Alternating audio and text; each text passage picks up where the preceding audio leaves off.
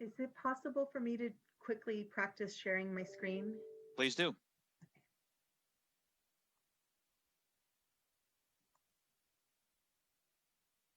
Are you able to see it? No, not yet. Okay. Oh, okay, let's see. Share. There we go. Now? Yes, now we can see it. Oh, good. Okay, and then stop share. Yeah, and then you're going to want to go full screen when it's time. Oh, okay, thank you. Yep. And just a note, we now are live on the internet. Thank you. Hello, Timothy. Can we do a mic check, please? Yep, I'm here. We can hear you. Thank you. Fran, can we do a mic check with you, please? Yes, thank you. Thank you very much. Steve, can we do a mic check, please? Sure. I just want to ask also if Rob Coelho's on. I do not see Rob yet. Okay, he should be on. Okay.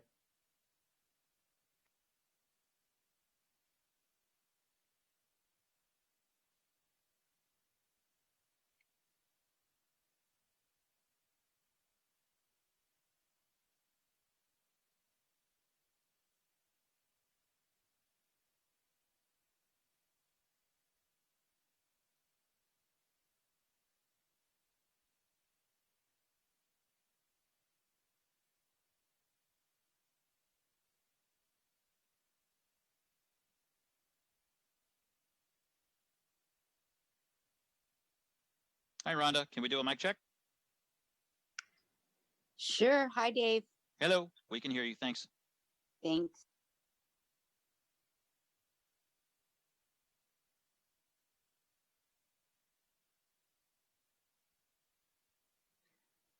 Hi, Colin. Denise Marshall is going to be joining us for the item 19 as a panelist.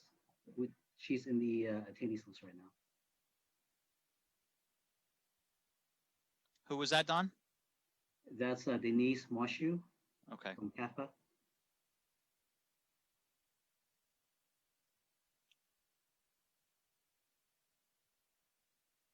Diana, can we do a mic check with you, please? Hello, how Hello. are you? Doing well. Thanks very much. Okay. Hello. Thank you. Hello, KJ. Can we do a mic check, please?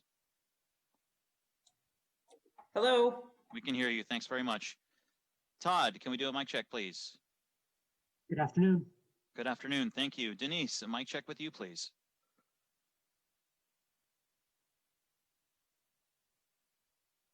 There we go. Good afternoon. We can hear you. Thanks very much. Thank you.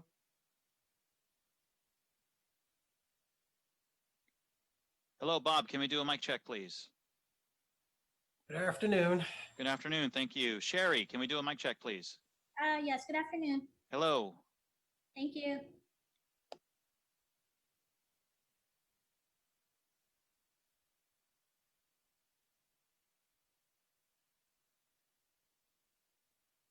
Sheriff Smith, can we do a mic check, please?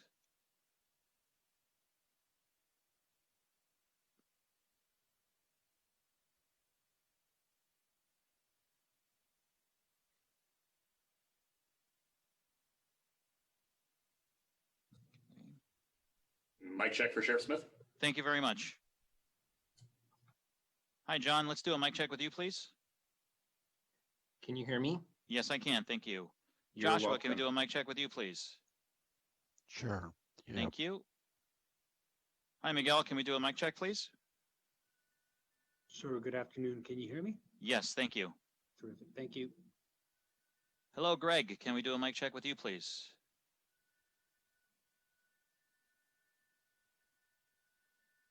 Can you hear me? Yes, thank you. Yes. Hi, Rob. Can we do a mic check, please, when you're ready?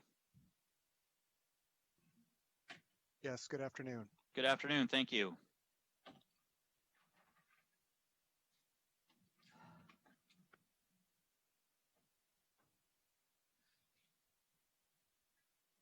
Hi, Jean. Can we do a mic check, please? Hello. Hello. Thank you. Jackie, can we do a mic check with you, please? Good afternoon. Good afternoon. Thank you very much. Hello, Supervisor Chavez. Can we do a mic check, please? Hi. How are you? Good. How are you holding up? Doing well, thanks.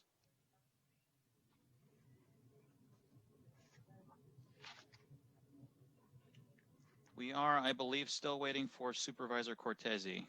All right.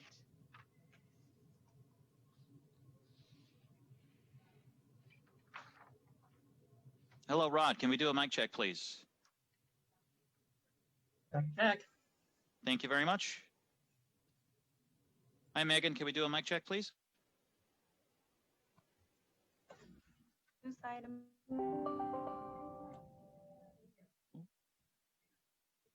Sorry, Dave, I was on mute. How do I No sound? worries. We got you. Thank you. Thank you.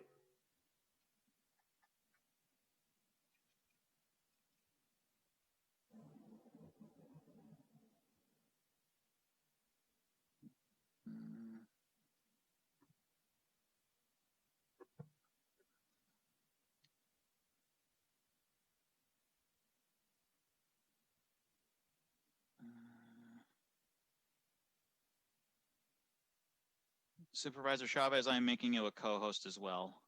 Thank you very much. You're welcome.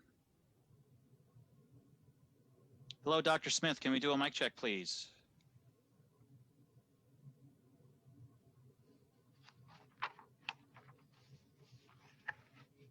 We can see you, but I haven't heard anything yet. Can we do another mic check, please?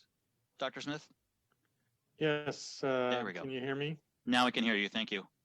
Okay, now I'm going to go back on mute.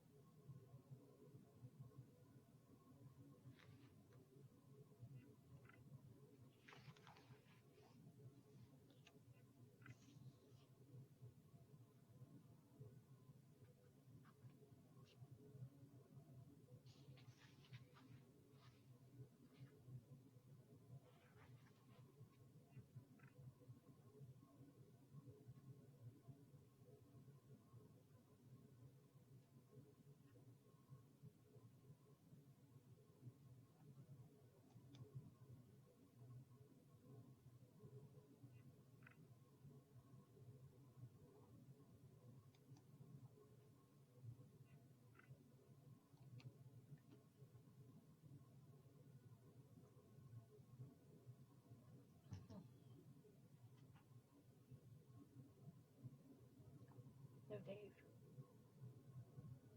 Is Tar-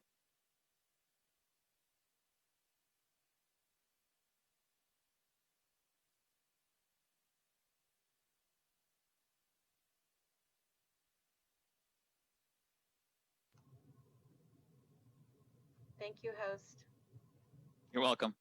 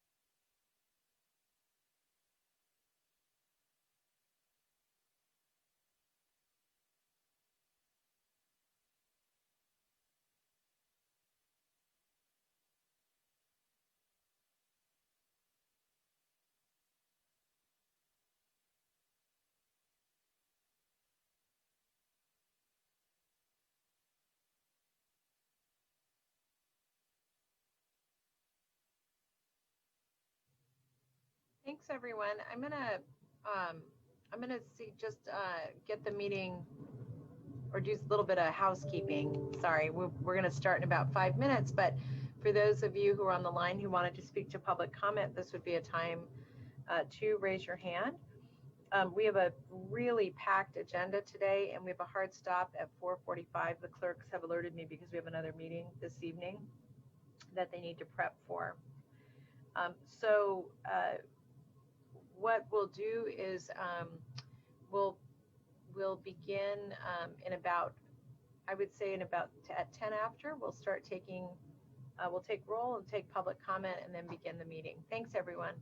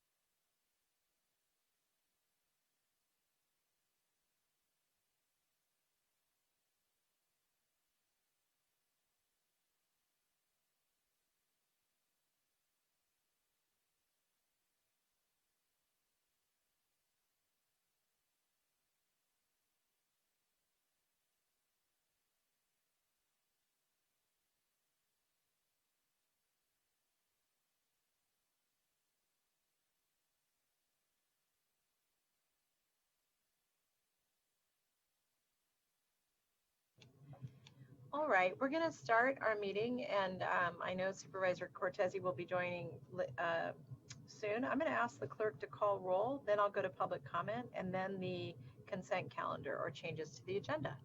Supervisor Cortese? Absent. Supervisor Chavez? Here, Present. We do not have a quorum. thank you. We're going to move on to public comment, and if I could ask the clerk to allow Mr. Cole to speak. Is that 2 minutes? Yes, yes, 2 please. minutes. Okay. Our next speaker is Adam Cole. I am unmuting you. Please accept the unmute. You will have 2 minutes to speak. The timer will start when you begin speaking.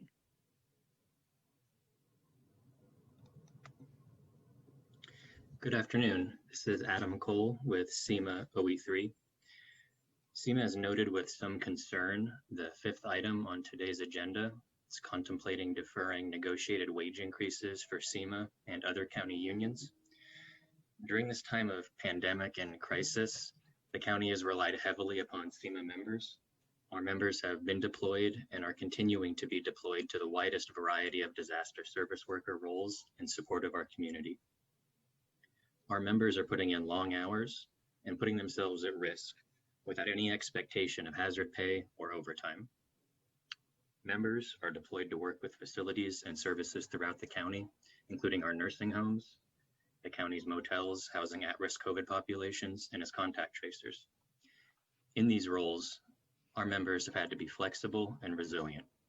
For example, many of our members deployed to assist at motels have themselves been exposed to COVID and quarantined, and they've had to develop new skill sets to deal with a difficult population.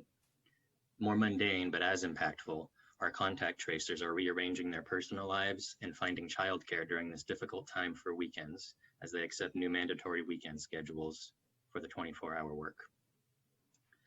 SEMA is looking for the county to be equally as flexible and resilient as our members have been in identifying alternatives to wage decreases or deferrals or layoffs. We look forward to partnering with you on this. Thank you very much. Our next speaker is Zeb Feldman. I am unmuting you. Please accept the unmute. You will have 2 minutes to speak. The timer will start when you begin speaking.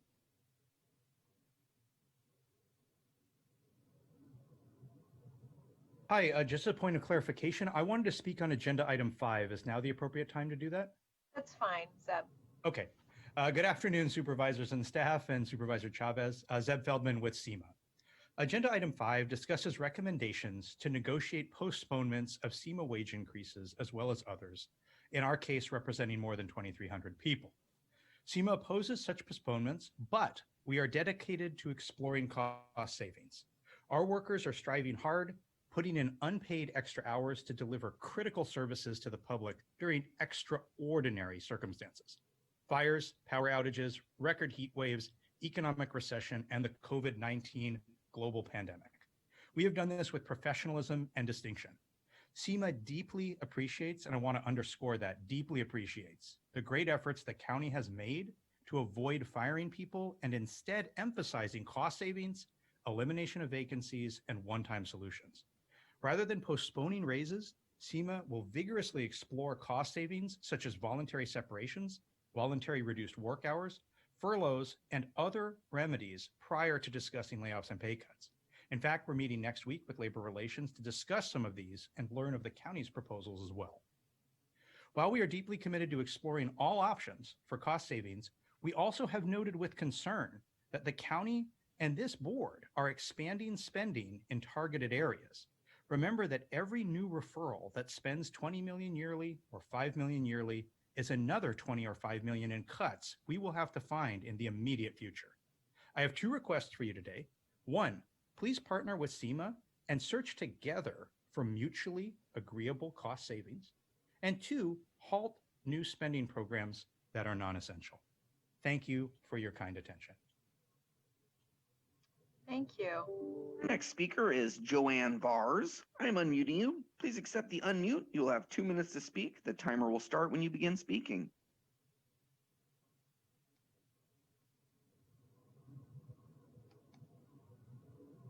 Joanne, are you there? Can you hear me now? Yes. Thank you so much. I'm sorry. I'm calling in regarding item number 18, My name is Joanne Vars, and I'm the Coordinator of Educational Services for Homeless and Foster Youth at the Santa Clara County Office of Education. I'm calling today to tell you that in shared responsibility, the Santa Clara County Office of Education, DFCS, and SSA have engaged in a long-term study and examination of programs across the state that have led us to a model designed to improve educational outcomes for all foster youth in Santa Clara County. We at the Santa Clara County Office of Education are deeply appreciative of the leadership and commitment of all those who continue to build partnership with us in education. With the additional partnership of item number 18, the Resource and Referral Program, the collaboration between the Santa Clara County Office of Education, the Department of Family and Children Services, and the Social Services Agency continues to grow, and the services we are able to offer will remove barriers so that we can serve children and families in an effective and integrated design. Thank you so much. That concludes our speakers. Thank you very much. I'm going to go back and review a little bit of the schedule for today. And one is that item 4, this is the Department of Corrections Management Audit. We received some information on Tuesday and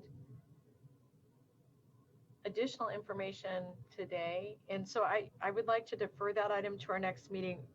And I recognize I have to do this with Dave. I'm just alerting all of you to the calendar, and we'll review it again when he joins us. But I'd like to defer that item to our next meeting, both because we have a hard stop and I want to make sure we can really dig into that. Item 5, the postponement of wages. I appreciate this coming to the board. However, and to this committee, however, I recognize that is something that will be part of any negotiations, so that we were happy to, and I was happy to review the report, but we'll be putting that on consent and recommending that for labor negotiations. Item 6 and item 7, we would keep on the agenda in their regular time. And items 8, items 8, 9, 10, 11, 12, and 21 would go on the consent calendar. I will also make brief comments about item 27 and item 34. As a reminder, I just want to say that when we put items on consent, these reports are often very clear and very direct, and it just means that I didn't have any additional questions. And I also just want to say this shouldn't be interpreted as folks being uninterested. It's just that you met our needs in writing, and we really appreciate it. Item 5 is a report back related to automatic postponement of wages and benefit increases as recommended by Harvey Rose.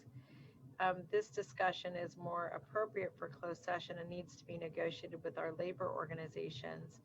And Dr. Smith would like to make a comment on this item.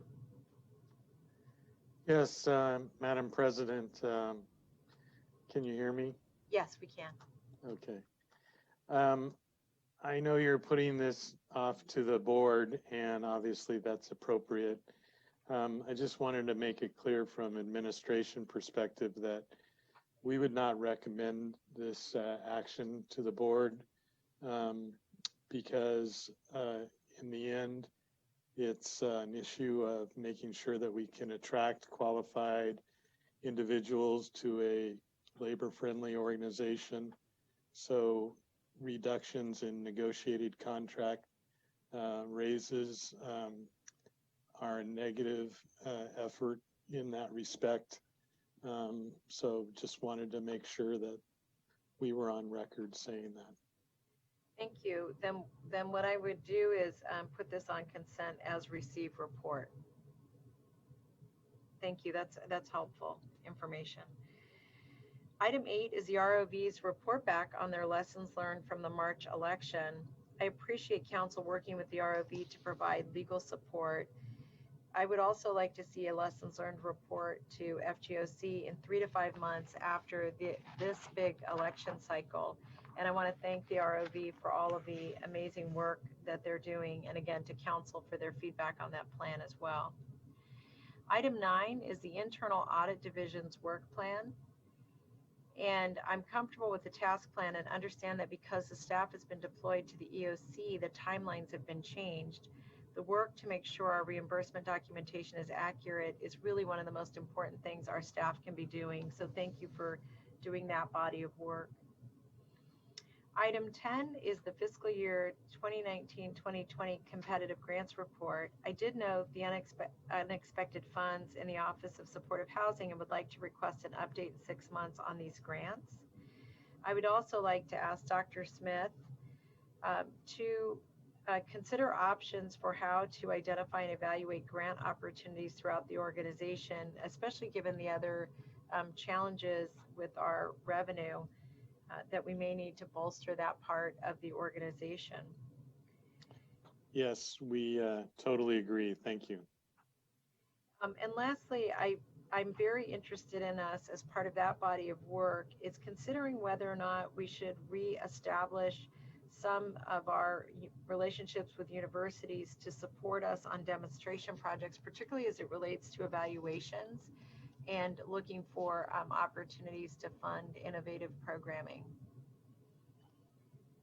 We will definitely include that in our work. Would you like a report back off agenda on that, or you just want us to work on it? Yeah, perhaps, Dr. Smith, as we look at mid-year budget in February, perhaps reporting out on how these two activities are going.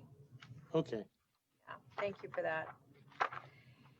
On item 11, this is the county cash balances, and I want to thank the staff, and I really appreciate Alan and his team for this report. And I'd like to ask that the line chart on Schedule 2, packet page 157 of the report, include in the future to allow a line showing how the county has grown over these years depicted in the chart. That just may help people understand the implications of the cash balances. Item 21 is the NetSmart Technologies report. The progress report by the department is very encouraging, and I know that we rely on the system to capture state and federal reimbursement. It will be very important that we also make the same progress to integrate the system with our community agencies as they provide so many of our services. I believe this is a body of work that's being undertaken. Dr. Smith, I wouldn't expect you would know that off the top of your head, but is there a timeline for that body of work, or has that been impacted by the work we're doing now?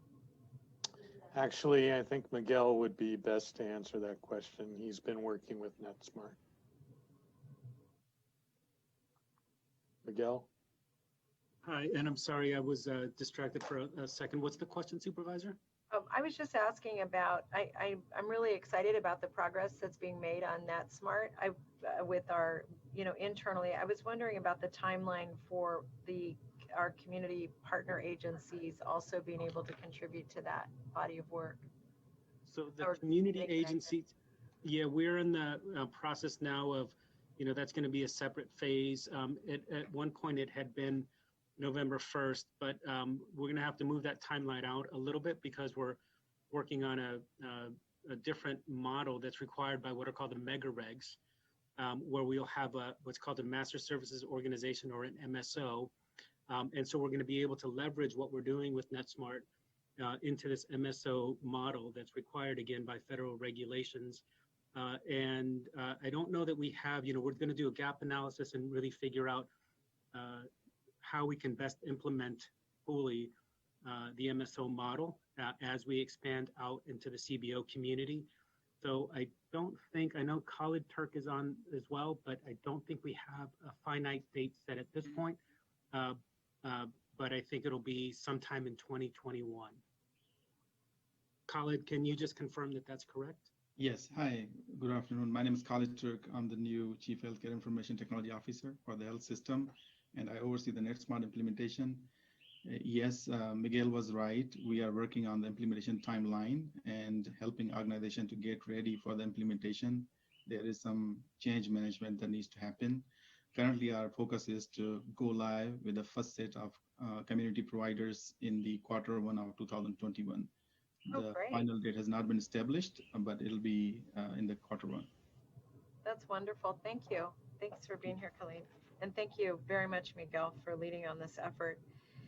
On item 27, the report from the Office of Sustainability, I just want to say to that office that the work they're doing with so few people is really amazing to help us reach our sustainability goals, especially the addition of Social Vulnerability Index into the Silicon Valley 2.0 and your focus on pursuing green procurement, which is an area I've really been excited about for many, many years. And the work that you do in that area could be game changing, not just for us, but for procurement offices and counties, cities, and public agencies really across the country. So I'll really look forward to learning more about that and getting a timeline for that as well. Item 34 is a cross-systems report. This is already on consent, but I wanted to include a request as part of the Child Safety and Wellbeing initiatives. In December of 2018, the board approved the Joint Foster Youth Task Force recommendations.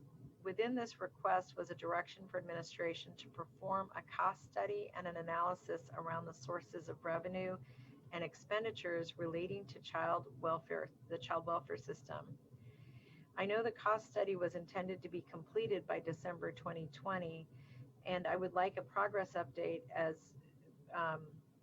on the cost study when we hear, I think we have another item on October 6th from social services, if that could be included at any social services opportunity on October 6th, or Dr. Smith, wherever you think is appropriate on the agenda, I would appreciate it. We'll make sure we give you an update. Great. I also just wanted to say, I know that we're going to have a time certain. We have one time certain at 3, and that's because we want to really be able to dive into our discussions relative to options for children with developmental disabilities, and I'm sorry, for childcare, our childcare partnership with the SCCOE. So we'll do that at 3 o'clock. And I think those were all the changes I wanted to make. I don't know if Dave has joined us yet. So if I could ask council, should I wait for Dave, or can people, because I don't want to keep everybody if I have to. So, I don't know what to do. well, technically, the meeting is supposed to go forward only when there's a quorum. There's not a quorum.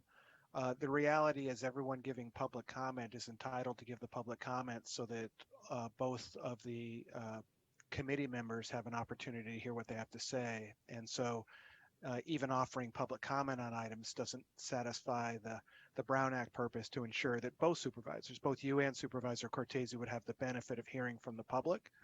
So it may be best to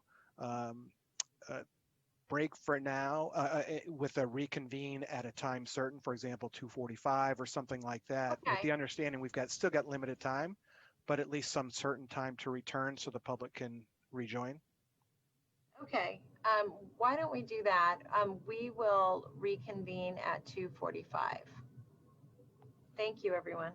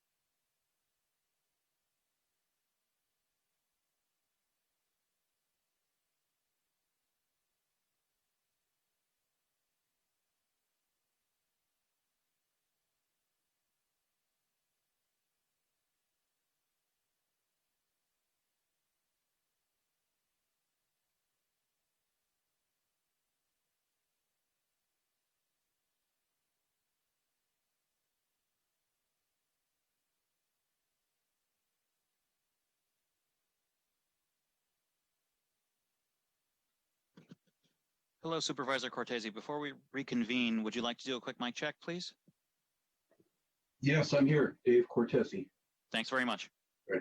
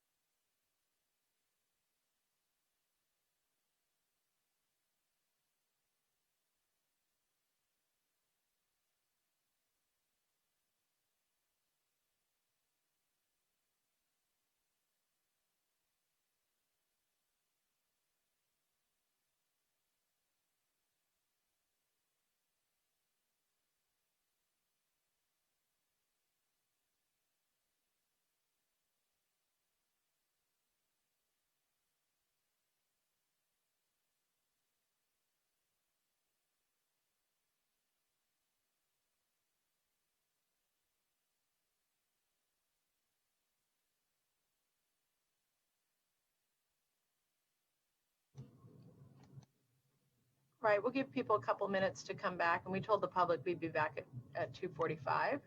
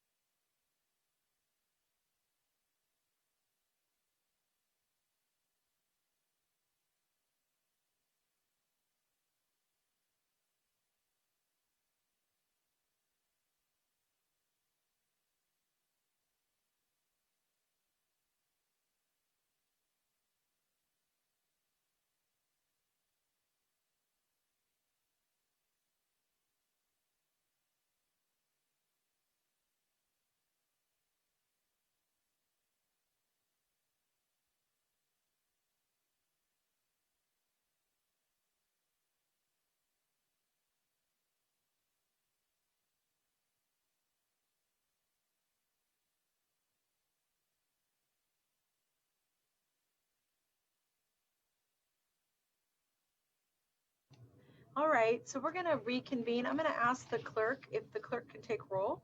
Supervisor Cortese. Here. Present. Supervisor Chavez. Here, thank Present. you. We have a quorum. I'm going to review. Supervisor, I want to apologize for my absence up till now, and I appreciate your consideration and was unexpectedly interrupted. Thank you. Oh, thank you for that. And I know you were back earlier, but we didn't, I'd already reconvened us, so I apologize for that.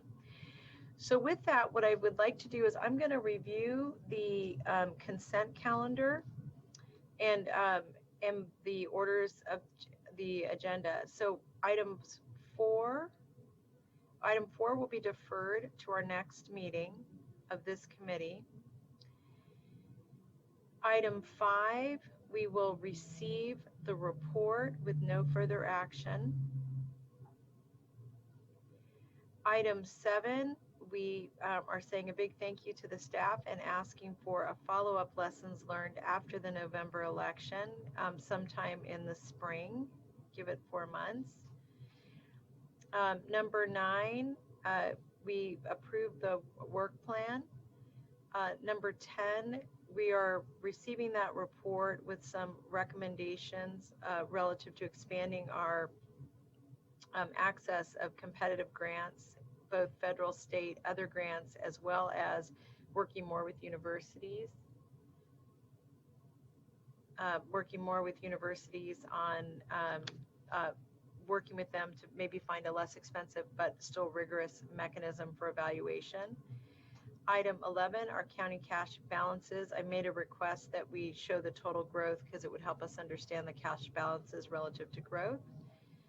Item 12 is the corporate sponsorship and marketing plan. We want to receive that report and thank the staff for the good work.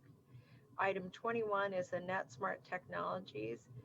We received some feedback letting us know that the implementation with our nonprofit partners would begin sometime Q1, and they would come back and do a report. The other items on consent are 24, 25, 26, 27, 28, 29, 30, 31, 32, 33, 34, and 35. And I misspoke, and as I was speaking about the ROB, that would be item 8. 6 and 7 would stay on the agenda. And we have a time certain for item 18 with the child care partnership with the Santa Clara County Office of Education. Could that be in the form of a motion, Supervisor Cortese? So moved. We have a motion and a second. Supervisor Cortese. And Supervisor Chavez. Yes, we had no speakers on that item. No. So we will now go to item 6, And this is delaying cost increases for current and future vendors. And I think we have a very brief staff report on this item.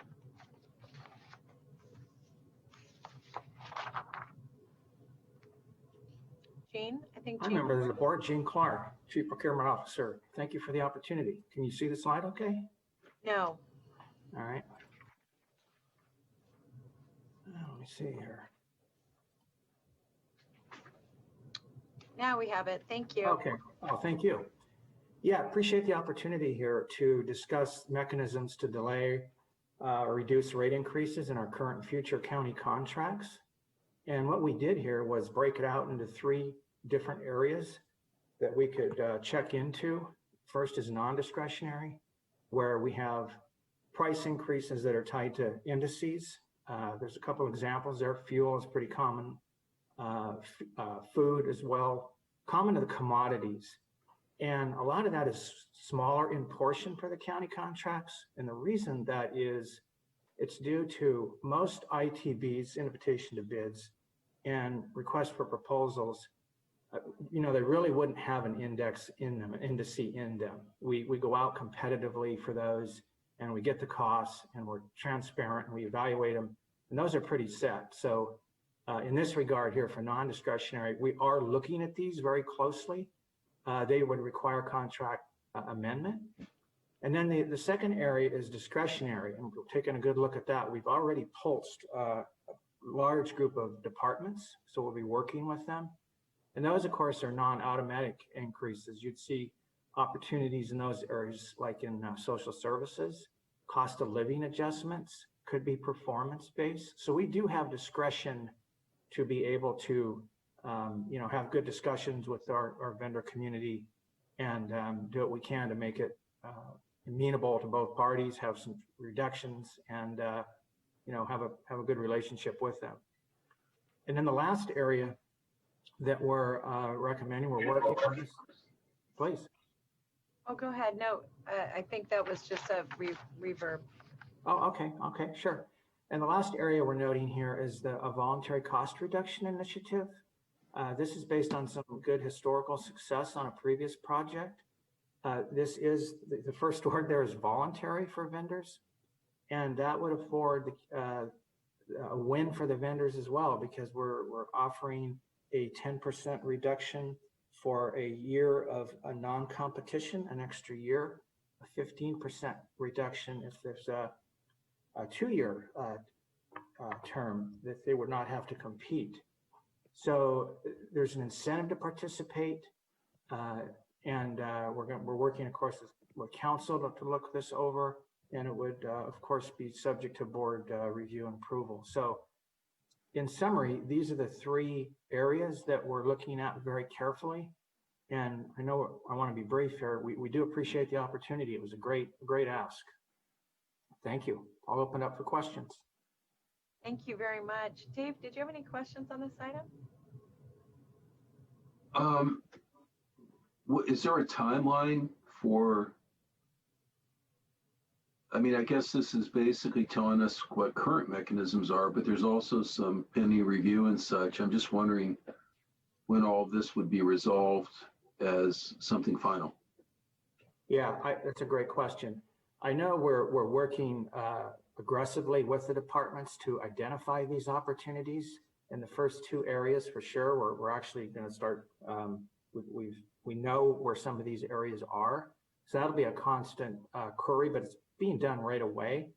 The vendor cost reduction initiative, you do have a few things in play there. It's got a lot of steps to put in it, but it's very doable. So I would say, late, maybe late October, early November, we would start this. We know that the sooner we could start something like that, the better. That would help.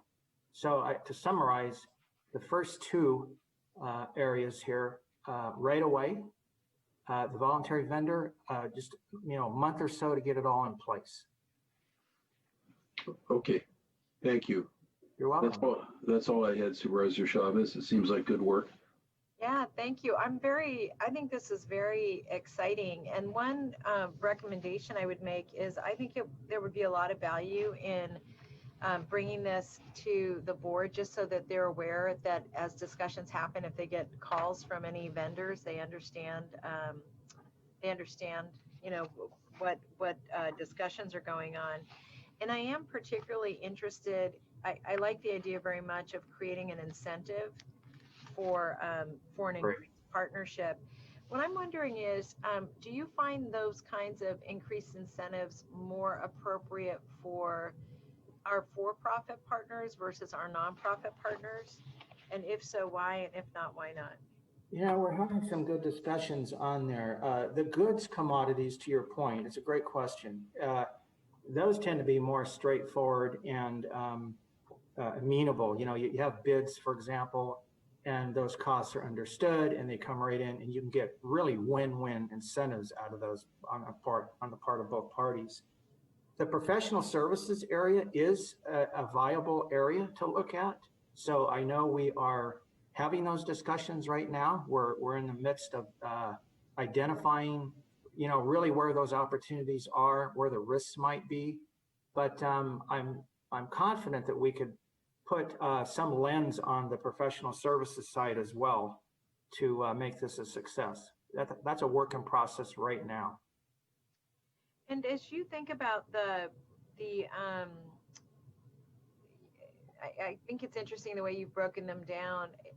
Is this based on past experience, the way that you've broken them down in terms of the different approaches you might take? It is. I think it's a nice way to do that. It tends to be fairly objective this way. You know, the non-discretionary, you're going to look in there, but you're tied to a lot of things that are, you know, in indices that are beyond the county's control. Nonetheless, they're great to look at, and they invite themselves for good conversation because you still have some latitude, if you will, in the contracts themselves. So the discretionary course is just, you know, just real good discussions with vendors, and the voluntary cost reduction has proven successful. I can tell you I implemented that program myself back in the 2008-9 era, and I can share with you it was successful. Thank you. And then my only last comment is I think this is something, like I said, I would just sunshine it for the full board. The second thing I would just add is that I do think that it would be important as we take a look at possible contract extensions and new contracts, that where there are opportunities potentially to structure new contracts with an eye toward savings, I think it would be interesting to understand how to do that, what opportunities there may be with our new contracts as well. Because I understand the main opportunities, obviously, Jean, you would be negotiating them. But right. What I'm specifically thinking about is there are some areas where we have traditionally asked for a particular type of product or service without asking whether or not there's another way to provide the service. And, yes. And so I would be interested as you think about the future opportunities, is there a way for us to expand the who comes to the table to be able to dive into one, maybe even new opportunities we didn't know existed, two, different ways to do things that may in fact be less or more cost effective, and three, meeting other goals like our sustainability goals? Excellent input. Two things here. One, happy to bring it to the full board. Thank you very much. In fact, it's great to get this as transparent as possible because it is exciting. And two, absolutely. I think we should take a fresh look out of the box with some of these opportunities. You know, to your point, what consolidations could occur? What shared services might be available if we collectively look at opportunities within our departments and within the vendor communities? So I totally agree. I think we can cast a net that is more open, if you will, to creative ideas. Obviously, we still have to maintain our compliance. Our specifications need to be met. Our services need to be really good services. but that does not prevent us from thinking out of the box in more creative ways that, are win-win, and we're for the better for it. And so I think your comments are really on mark. Great. Well, thank you for that. And I'm going to ask Supervisor Cortese if he could move receipt of this report with the recommendation that it move to the full board, at least for a sunshine opportunity. I'll move exactly what you just said. Thank you. Thank you. And I'll Thank you so second much. it. And nice to meet you. Yeah, same here. I think he's been with us maybe a week, so happy first of your month. So Appreciate with it. that, thanks. We're going to move to item 18, and this is our child care partnership with the County Office of Education. And let me get to that part of my document. And I'm going to turn this over to the staff. This is a report back relating to the child care partnership between the County of Santa Clara and the County Office of Education. And what I don't know, Daniel, did you want to start, or did you want us to start with questions? President, it really is, it depends on, we have a really short presentation, but with time, if you want to jump to questions, I think would be fine. Why don't you go ahead and do that? Do the brief presentation, and then we'll turn it to questions. I'm not sure to share my screen. Dan, you're a little hard to hear. I'm going to try to get my screen shared.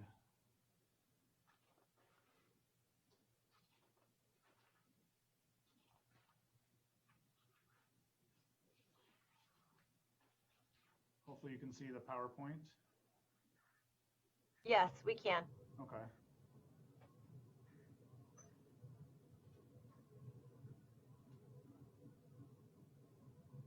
So good afternoon, President and Supervisor Cortese. I'm Dan Little, the Acting Director with DFCS. I think I'm actually going to we have a couple other individuals to present. I think I saw Dr. Dewan and maybe Deborah.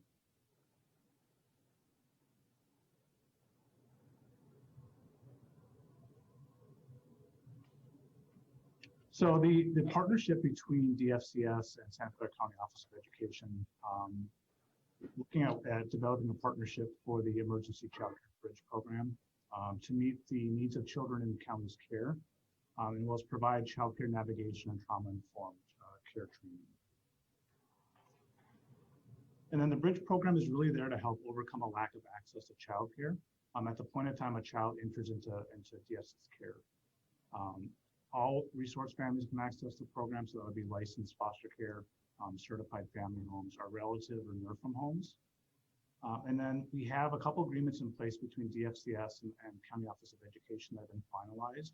There's been a work group that's been started to move that work forward. So at that point, I think it would be good if we can provide updates on that work group. Maybe that's where Dr. Dewan could add some additional information.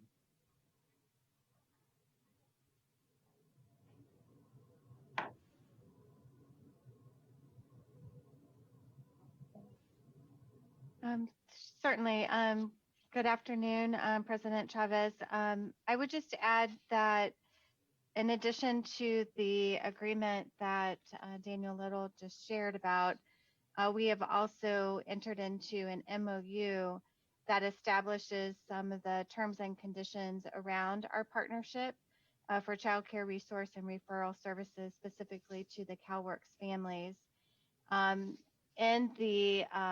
Between the two agreements, we attempt to address both the expedited entrance into care for eligible families, as well as the implementation of some training and supports around trauma-informed practices. And additionally, doing some work together around data sharing and expedited contacts. We have been the resource and referral entity since July 1st.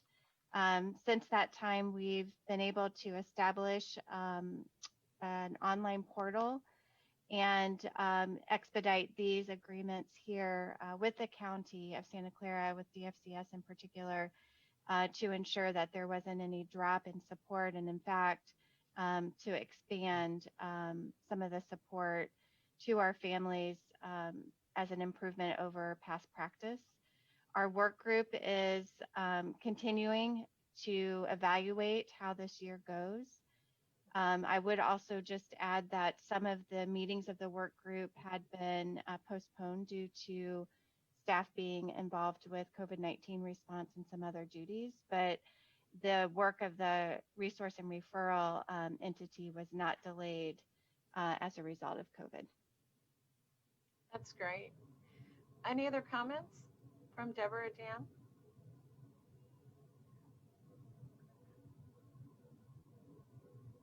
Good afternoon, Supervisor Chavez and Supervisor Cortese. Just to put it in the context that we are looking at early childhood education as well as education overall for all of our youth in foster care. And this is part of a continuum that we're working with our partners at the Santa Clara Office of Education on. The only thing I have to add. Thanks. Great, thank you. We have one public speaker on this item. I'll go to that public speaker before Dave or I make any comments. Would you like to set a time for public comment on this item? Yeah, we can do 2 minutes. All right. The next speaker is Joanne Vars. I am unmuting you. Please accept the unmute. You will have 2 minutes to speak. The timer will start when you begin speaking. One moment, please, while the timer has to be reset. My apologies. Oh, Can you hear me? Yes. Thank you. Okay, whenever the speaker is ready, we can start again. Thank you. My apologies for that.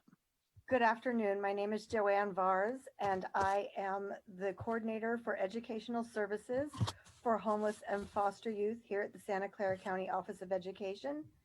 It is in shared responsibility that SCCOE, DFCS, and SSA have engaged in a long-term study and examination of programs across the state that have led us to a model designed specifically to improve the educational outcomes for all foster youth in Santa Clara County.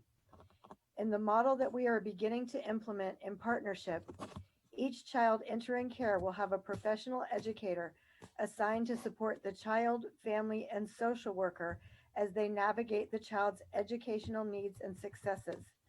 An educational manager will be assigned to provide intentional educational coordination for each child, and this manager will be tasked to identify resources and fill gaps in service while working to remove redundant educational supports and services.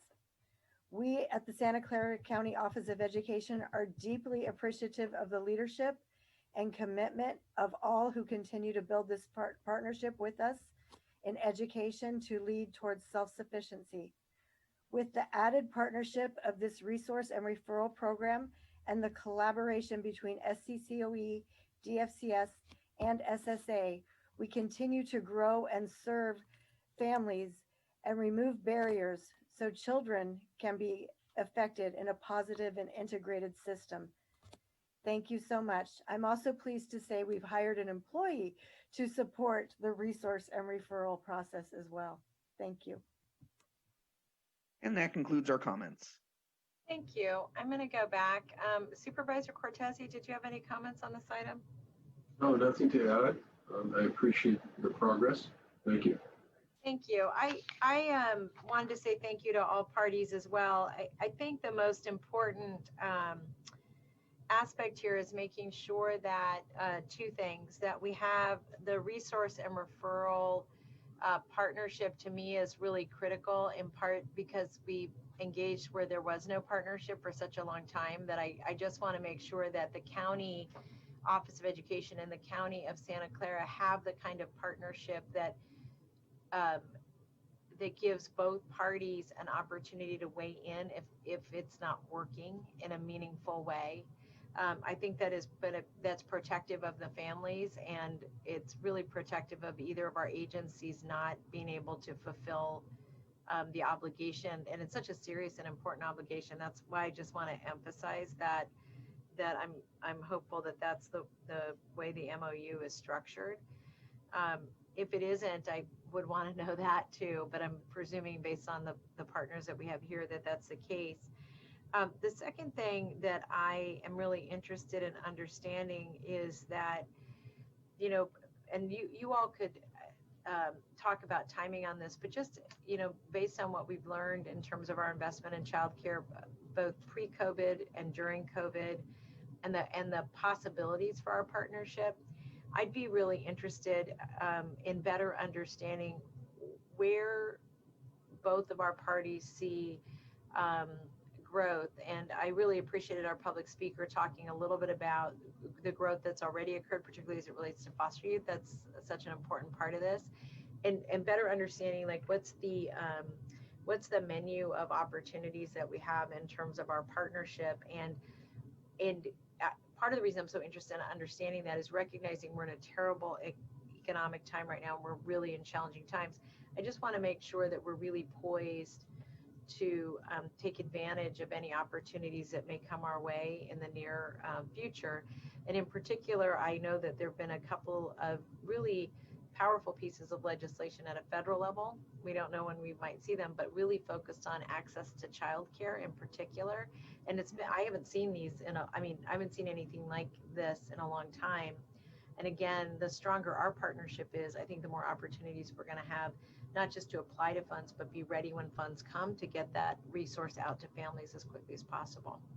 So that's, Dr. Dewan, part of the reason I wanted to make sure that you were able to join us today, so we could at least all be on the same page about conceptually about where we are today, and then what are the opportunities we may see in the future.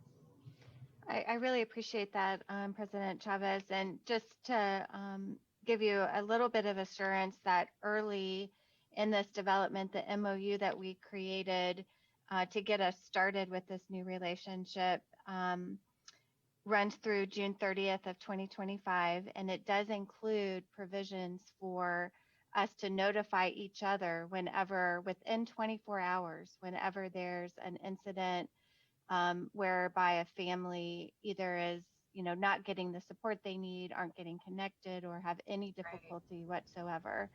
So we felt from the beginning that notice, that transparency between agencies was going to be really key to our success.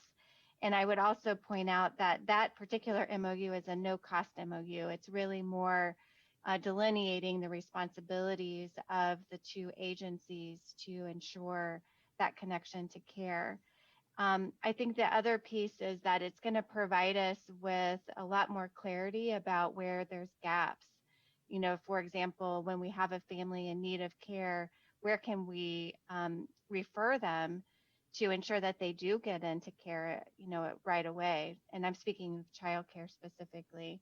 And so this partnership, in terms of the way we're building out the R&R, is going to give us that gap information to know, do we have enough family childcare homes? Do we have enough Head Start state preschool slots? Is it some other kind of childcare arrangement that needs to be provided to the family?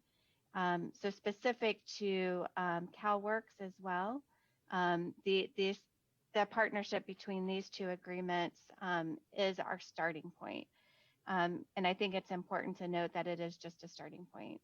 There's a lot that we're working together to build out, as well as some ongoing monitoring that we're going to be doing to ensure that that all the funds are being spent that we're eligible for in our community, and then also that we're able to fill the slots that our families need.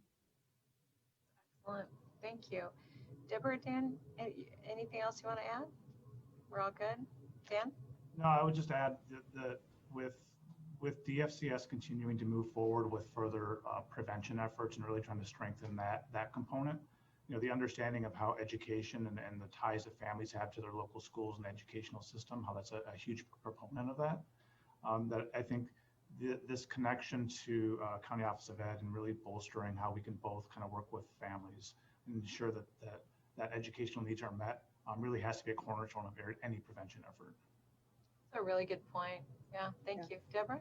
And we've made a commitment to, over a period of time, at least twice a year, to reevaluate where we are and where there are, as Marianne said, gaps, and where we can make improvements as far as process and beginning to look at some of the outcomes. So know that the reevaluation of the services, the outcomes that we're getting the identification of gaps and how we redirect resources is all of a part of an ongoing process that we'll continue to have. Great, thank you very much. I really appreciate, I know Dr. Dewan, you got a lot going on, and so does everybody on this call right now, but thank you very much.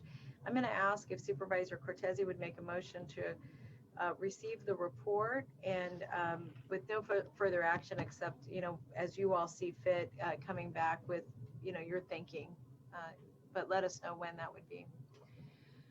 Yes, I'm happy to make that motion, and good luck with the continued work. Thank you so much.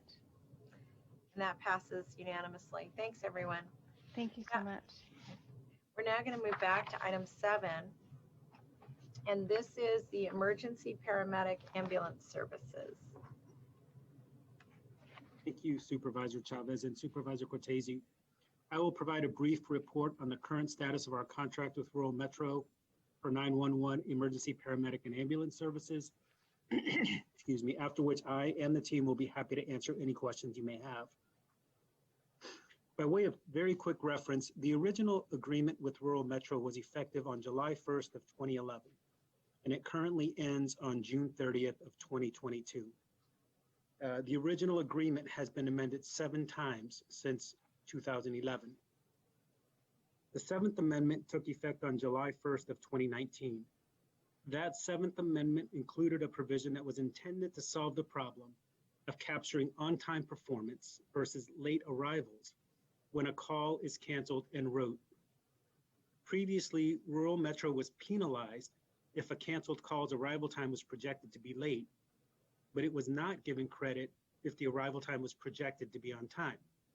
The new provision in the 7th Amendment had intended to account for all canceled en route calls, but it turns out that the technology that projects the time when an ambulance would have arrived at the scene did not provide real-time data that was sensitive enough to allow for the effective enforcement of the provision that was added to the 7th Amendment. Notwithstanding that technical setback, the good news is that the EMS agency did an extensive amount of research using 2 different data sources and has verified that there was no significant change in Rural Metro's overall performance when comparing response times before enactment of the 7th Amendment versus response times after enactment of the 7th Amendment. So notwithstanding the inability to enforce that provision, performance remained as it had been. Based on discussions at the HHC, the Health and Hospital Committee, administration had been looking to enter into an 8th Amendment to the agreement in order to fix this provision and to address other concerns that were raised by the HHC committee relating to the penalty structure that had been agreed to in the 7th Amendment. I am pleased to report that since then, the EMS agency and Rural Metro have reached agreement on proposed terms to return to the former contract methodology for determining response time compliance. I want to quickly highlight a couple of the primary changes. First, to ensure accountability for response times, the 8th Amendment would increase liquidated damages for monthly zone non-compliance to ensure greater accountability for Rural Metro's response times. And second, the 8th Amendment would also reestablish graduated liquidated damages based on the amount of time that response times are exceeded. These graduated damages had previously been eliminated in the 7th Amendment. Now, since the fall of 2019, the EMS agency has convened a group of stakeholders to discuss the future of the EMS system and the potential for a new RFP. But the combination of the COVID-19 pandemic, civil unrest, and wildfires, among other things, have put significant stress on our EMS system, making it clear that an extension of the 911 ambulance services contract is necessary to allow time for the system to stabilize prior to issuing a new RFP. For this reason, the 8th Amendment includes additional terms to extend the agreement for an additional 2 years through June 30th of 2024, with an option for the EMS agency to extend the contract for an additional 3 years through June 30th, 2027, if that's necessary. The extended time during which the contract would remain in place would continue to include first responder fees, which is important to our first responder partners. It will also give us the space and the time that is needed to move forward with an RFP process that will allow full participation from our stakeholders, including the possibility of a public option, which is among the options that could be available as part of an RFP process. Moving forward, the EMS agency is committed to engaging stakeholders about the future of the system and intends to reconvene discussions with stakeholders in early 2021, so long as our stakeholders have the availability to reconvene these meetings then, which will depend on, to some extent, on the pandemic, the wildfires, and other challenges we are currently dealing with. So that's the current status, and we are happy to answer any questions you may have. Thank you. Supervisor Cortese, did you have any questions on this item? I guess I'm not entirely clear how any of these amendments may or may not, impact or create, I guess, the longstanding request about a public option. I'm understanding these are mainly response times amendments, and that's fine if that's what they are. But I'm just asking, is that the case? And I think the last sort of board of supervisors off the dais kind of a referral continued to talk about a public option at some point. Could you just speak to that, Mr. Marquez? And I don't have a proposed response. It's just literally a very uninformed question on my part, I suppose. No, it's an excellent question, and it's the piece about the additional term to extend the agreement for an additional 2 years. That's the piece to give us the time and the space needed to do a proper RFP process that would allow our public partners to do what they need to do to have the space to make a proposal for a public option.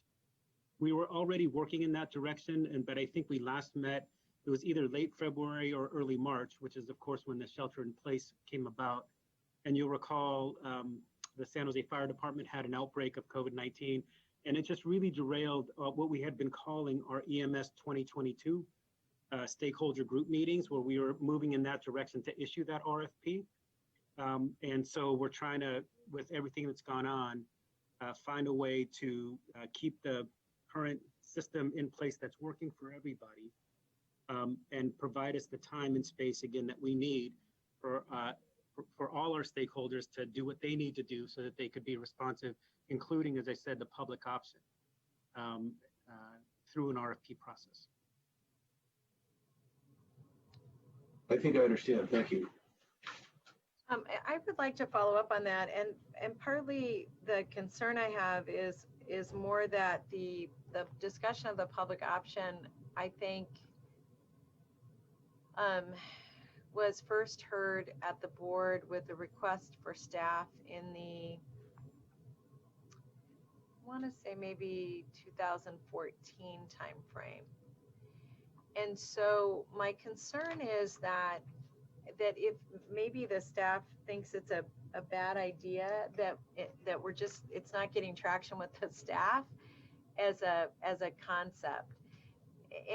And I know let me just say this, I know the market is really, really strange. And I know there was, like, we've had consolidations and, just a lot happening. Dr. Smith, did you want to chime in? Yes, I wanted to sort of give an a little bit of an explanation for the question you just asked. First of all, the staff thinks that a public option is a good idea.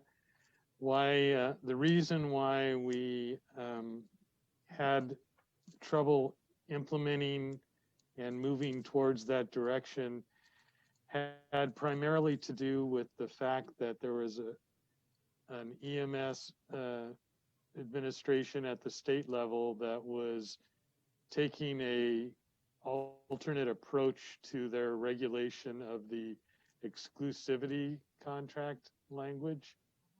And with the change in administration, that approach, well, I should say the change of administration and a litigation on the part of the fire unions, that approach, that regulation limiting the ability for a public option disappeared. So we think that this is clearly something that the board wants, clearly something that staff wants, and now we have an open field to begin to actually implement it. And so what Miguel is saying is we need to extend for now and decide how we want to do that in the future. Basically, the board could, it really has sort of three options, three approaches where they could implement a public option.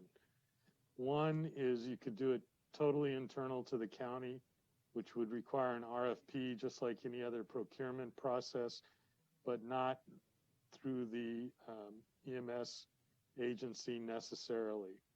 The second is to do an RFP through the EMS agency for anybody else out there who would want to do a public option. Some of the fire department chiefs have thought about doing that. And the third is we could contract with a provider, the county contract with a provider so that the county would be the actual provider and the contract would just be an operational contract. So there's those three options for the public option. And then if we wanted to continue with the private option, like we have, we could just do a regular RFP through EMS, similar to what's happened in the past. So those changes at the state level and in the courts really gave us a lot more flexibility, gave the board a lot more flexibility going forward. And as soon as we get out of this, some of these crises, we'll be able to come back to the board with more information on how to do that. And Dr. Smith, I really appreciate the reminder of that legal impediment. That really had escaped my mind, so I appreciate you raising that. Here's really where my question was going to go, so thank you for that because that helps shape my thinking a little bit better. Miguel, did you want to pop in too? Just simply to say, that court order that came down that declared certain limitations as what they're calling underground regulations was not issued until, believe it or not, June 22nd of this year. So it's sort of an evolving situation, and we're trying to pivot and figure out next steps. But our EMS 2020 stakeholder group did include the fire chief and the fire, any number of fire people from fire departments. And we kept them separate when we're talking about the RFP process because of the potential for a public option. But again, it's just a dynamic situation in some ways. And thank you for reminding me of that too. Miguel and Dr. Smith, what that just made me think about is, I think the RFP process is one way to determine whether or not it's a good idea at all. I don't know if it is or not. I've been very interested in trying it, but mostly because I don't know the answer to that question. What I wonder is, does it make sense for us to do some research that would inform Dr. Smith, you and Mr. Marquez and our internal team to better understand the changes in the market? Because I think one really important opportunity with the extension of this contract is that we're really in unprecedented times, and so this is really a very important opportunity for us to continue to provide high-level services for public health and safety. So we don't want to take away from that at all. I do think that it's hard to know what the implications of what we're experiencing now will be for the market in this area, and how it might even change the way we're providing services. So I wonder if it makes sense, instead of just running it through the committee process, to do some independent research that may start later, like next spring, maybe even in the summer, when we know more than we do today about how each of these options may or may not allow us to provide a higher quality of service, and still meet our financial obligations. Yeah, excellent thought. We have done some research, but frankly, it was during a different legal environment. And so I do think we need to do further research, and this extension will give us the space to be able to do that, but you're absolutely right. I think we do need more research internally, and we probably need some outside consultation too, and then we'll be able to come back to the board, like you say, with more detailed analysis. You know, and I also think the other thing is we had this conversation when we had one hospital too. I mean, there's just so much that's different, the dynamic. So, Yep. Well, thank you. If we could, Dave, if you'd like to make a motion to move this to the board with a request to staff to get the support they need, whatever that may be, in the spring or summer, to begin doing just research based on the new legal framework, the new economic times, and what options may be best in terms of what we're learning about the environment we're going to be offering services in. I'll make that motion, and let me just clarify in the middle of the motion, do you want these actual amendments that Mr. Marquez was referencing to come to the board now, or to wait until later? Oh, I think they can go to the board. I think we can I think these are distinct sets of actions.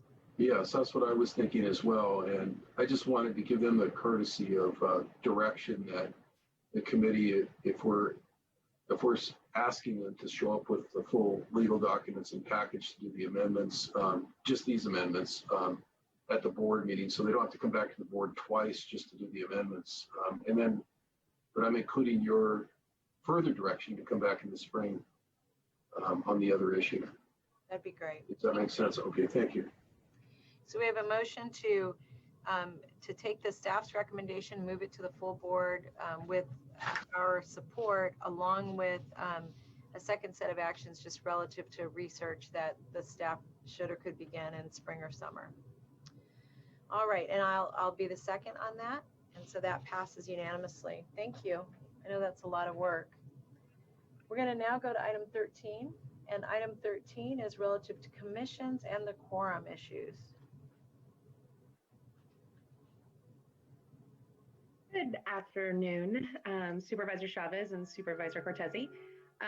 We're here with a report in response to a referral from Supervisor Cortese back in February of this year relating to advisory boards and commissions currently experiencing difficulties achieving quorum.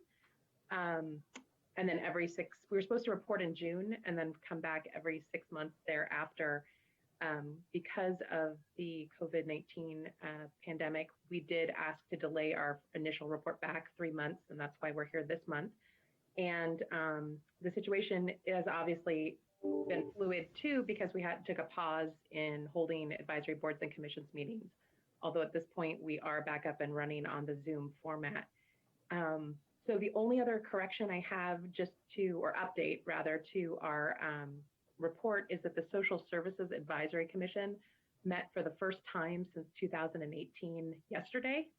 So they did achieve quorum and they did have a meeting. So that is one update to our report.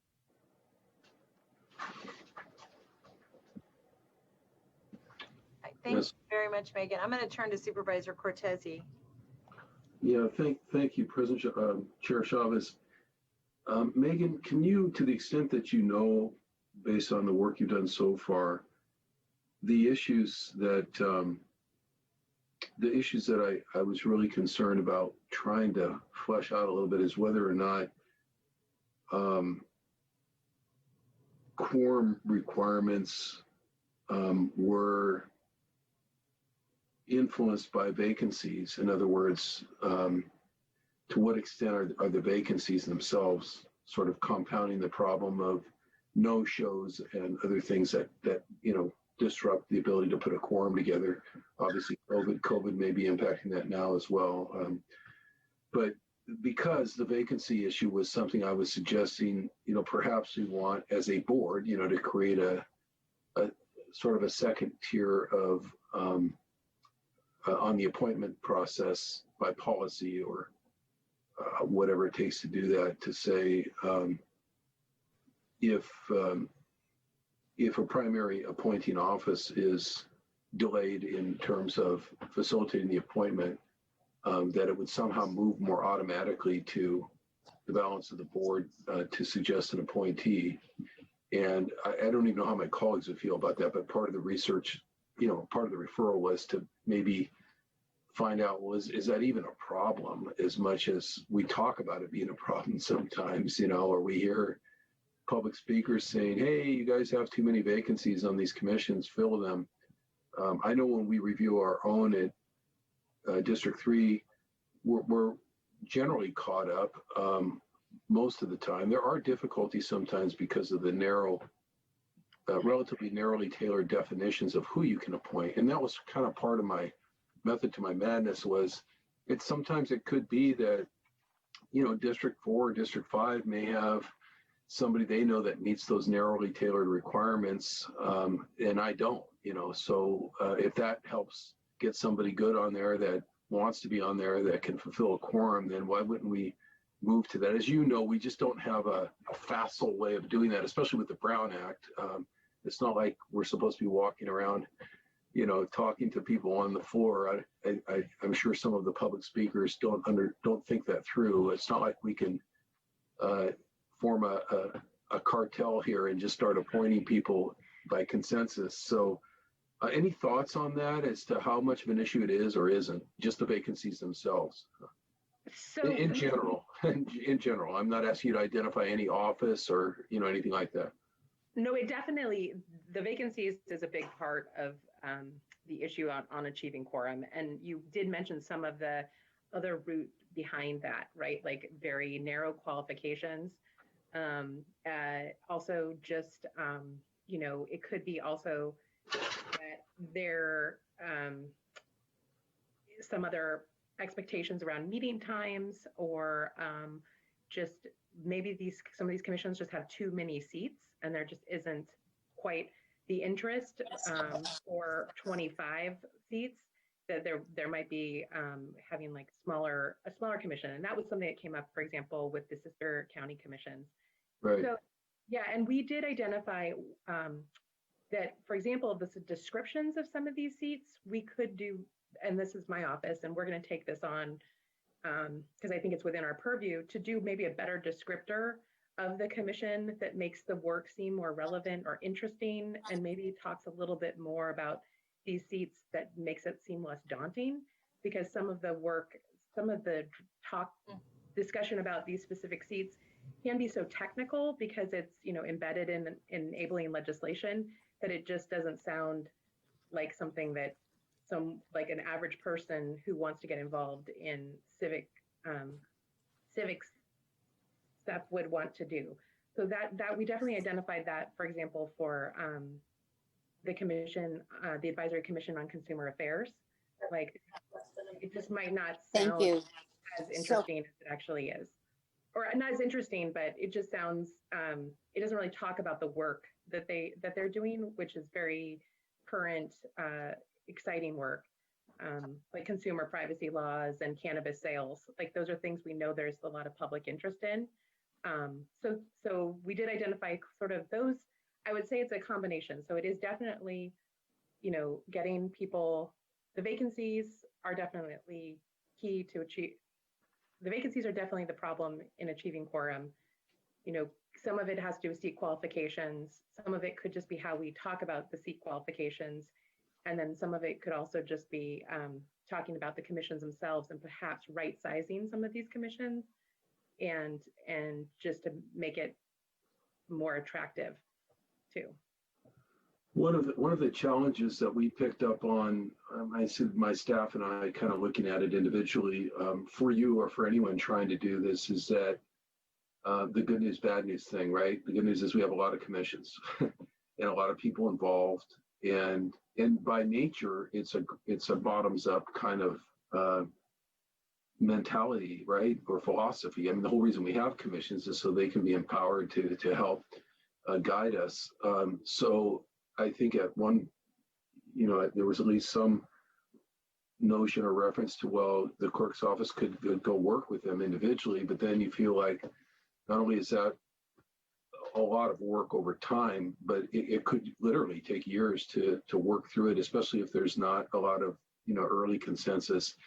So I have a thought, and I'm not putting you on the spot. I mean, it can be for further future reference. We could always bring this back again in a month and talk some more about it. But what about the idea of just bringing a facilitator in, noticing essentially a massive, under Brown Act commission, joint commission meeting, and just doing tabletop exercises, because they all have different rules, and kind of giving them like a board game. That's how we do tabletop exercises now around homeless issues, around firearms issues. People don't always understand all the rules and the laws, so there's kind of a period of get everyone at the table to understand what the restrictions are, and what the rules are, and what the issues are, and what the problems are, and what their track record is for attendance and so forth. And get those. If somebody could come in and facilitate it, I don't even mean that you need to run that. You would have to oversee it, but to just try to have one big summit that comes up with butcher paper recommendations from them, as to what they would like to see. Now, I know not all of them would be acceptable to the board or even to the clerk. We hear, give us money or give us more staffing.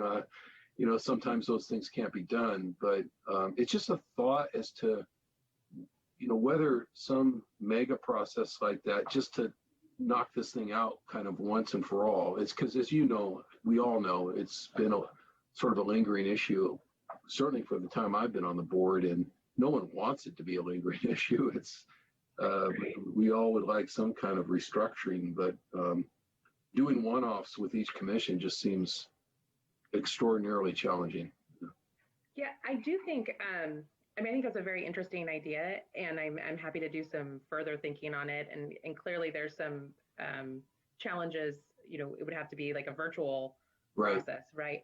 But I can see also that might make sense specifically related to the sister county commissions, because each of those bodies has, around, it's like 15 to 25 seats. And that seems to be the same issue for all three of those commissions. Like, how do they sort of reinvigorate themselves? I do think we have some commissions that are, like filled, meeting all the time, doing good work. And I don't know that they would have as much to, I wouldn't want to like sidebar their good work in any way, but they also might have lessons learned for the other commissions. So, you could get that dialogue going, but certainly I think there were some things that we outlined in the memo that I would just like to move forward with anyway. In the meantime, just relative to, and I know council did look at the issue that you had asked about relative to, could the appointing authority rotate if the seat remained vacant for some time?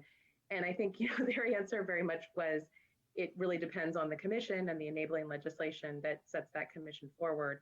And it seems like there are some commissions where that could be, I don't want to speak for council, but it seems as if, some of these appointments that might work, and then some, it probably wouldn't be possible.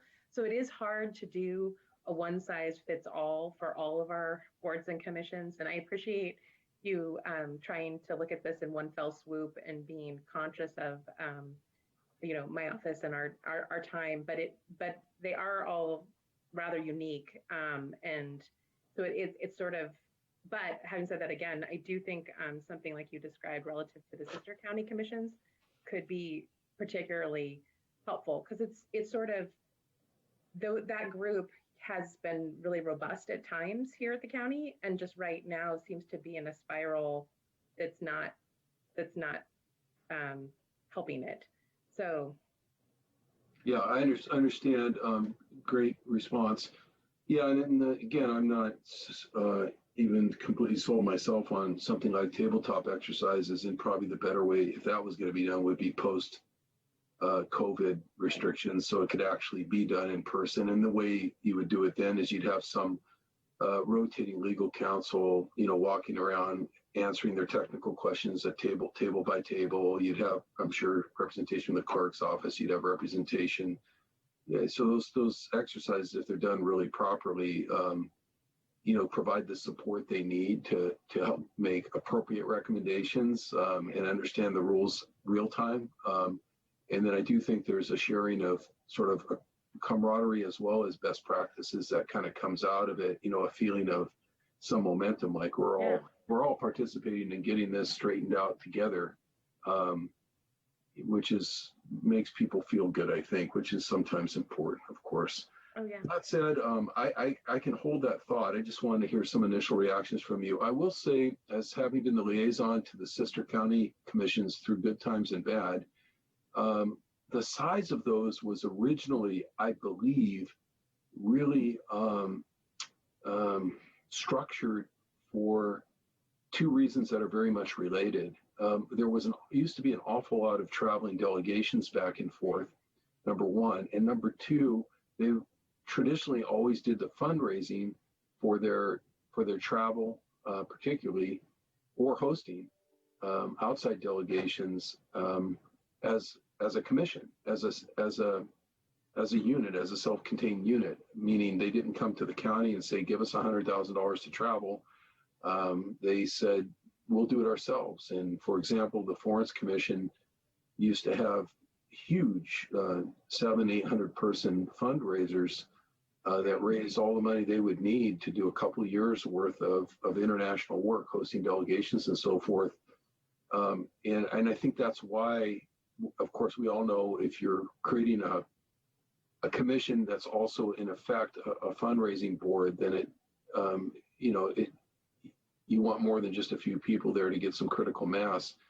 I do think that there's been a change in, and that happens. It's just not easy to control in terms of the capacity for that kind of work on those commissions, just by personal makeup. You know, the commissioners are all good commissioners. They've all been appropriately appointed. They don't all necessarily have the same gumption for traveling and raising money as some of the commissions of the past. And because they really did that work on their own, by and large, trips to Moscow, trips, back and forth. I funded my own self to go back and forth both to Taiwan and to Florence. And so I'm quite aware of, and it was fascinating to see that those delegations would often have a dozen people who, between the commission's own fundraising and their willingness to put their own personal investment, in airplane tickets and so forth, made a big difference. And that is fundamentally the work of those commissions. They are sister county commissions under Sister Cities International. They're expected to do diplomatic work back and forth. And without resources, and fundraising efforts and so forth, it kind of leaves them here meeting without an agenda, so to speak. I mean, if they're not going to connect internationally, then what are they doing? How do you maintain attention and interest month after month?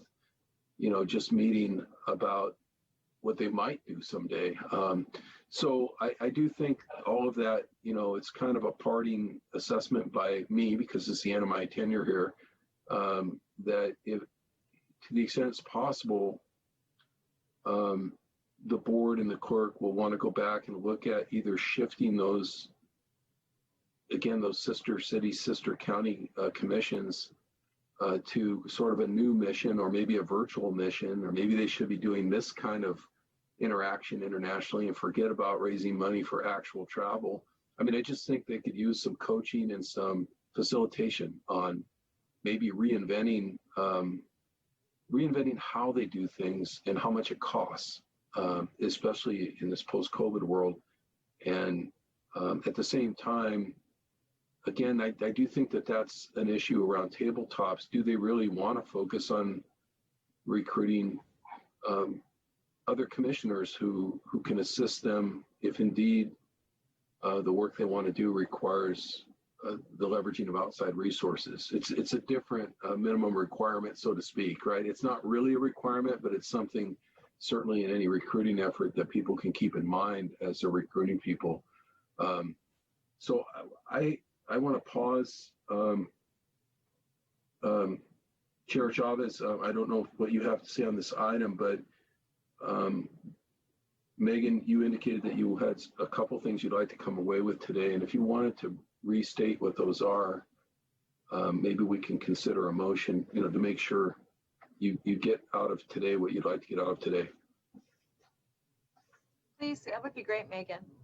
So I think just in terms of accepting the report, we will go back, like my office, and like I said, maybe do come up with some different descriptions for the seats that make it seem, and the commissions that are having problems achieving quorum, and then just working with the board offices then to do advertising of the vacancies.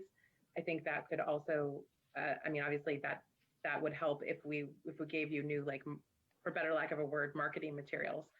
And then I think the other piece there is just to ask, I do think we did have the question sort of about size of the commissions and whether it really is this committee's desire to have us look at potentially right-sizing some of these commissions. We're happy to look at that, although I appreciate what Supervisor Cortese just shared, that it may be a bigger issue as it comes to sister county commissions, really about like what's their driving mission and scope. So Dave, do you want to make that? Yeah, sorry, Megan, I apologize. I thought you were done. Go ahead. No, I'm open to thoughts, and clearly Supervisor Chavez, if you had anything that you felt like you wanted us to look at too. Dave, I actually thought these were really great suggestions throughout the document. And I think the point that you raised about, how to take a look at the committees that are really focused on these sister city relationships is actually a really interesting one, because to your point, having a smaller committee that has these relationships that are international may even be a way to do subcommittees on very specific activities. So I love that. I think that's really smart. I like the idea of, giving different board members, where appropriate, the opportunity that if it aligns with the committees where the committee would report out, let the primary board office be responsible for appointments, because I do think I think one of the challenges is that the system needs just a lot more accountability. And I think that's what you pointed out. That was really helpful. I also thought that I recognize that some of these have state statutes that are underpinning what we can and can't do. So I really like the idea that you had about kind of spicing it up. I will say we tried to do a couple of activities, like we brought all of our commissioners together, and then we had them bring somebody they thought might want to be a commissioner to try to get people excited about commissions. And but I think you're right. Like in this new era, I think there's a lot of different ways we can communicate. And I think one of the things we had to look at is whether or not we want to do social media ads as well to say, people in the community. I think right now there are a lot of folks who really want to figure out how to get involved in their communities, and we're such a great alternative. And I think we're still advertising in a very old-fashioned way, including all of our newsletters, instead of accepting that a lot of people are, they're getting their newspaper and everything else off of these little devices, and we're not in them. So that's the only thing I would have added. But I think, Dave, if you want to move approval of the staff refining this work, I think that, one other thing I think is that, again, because this is kind of important, I would bring it to the full board so people can give you feedback if they have concerns. So you don't go do a bunch of work and then have the full body be upset about it. But I would move these recommendations forward along with the conversation that you and Dave had.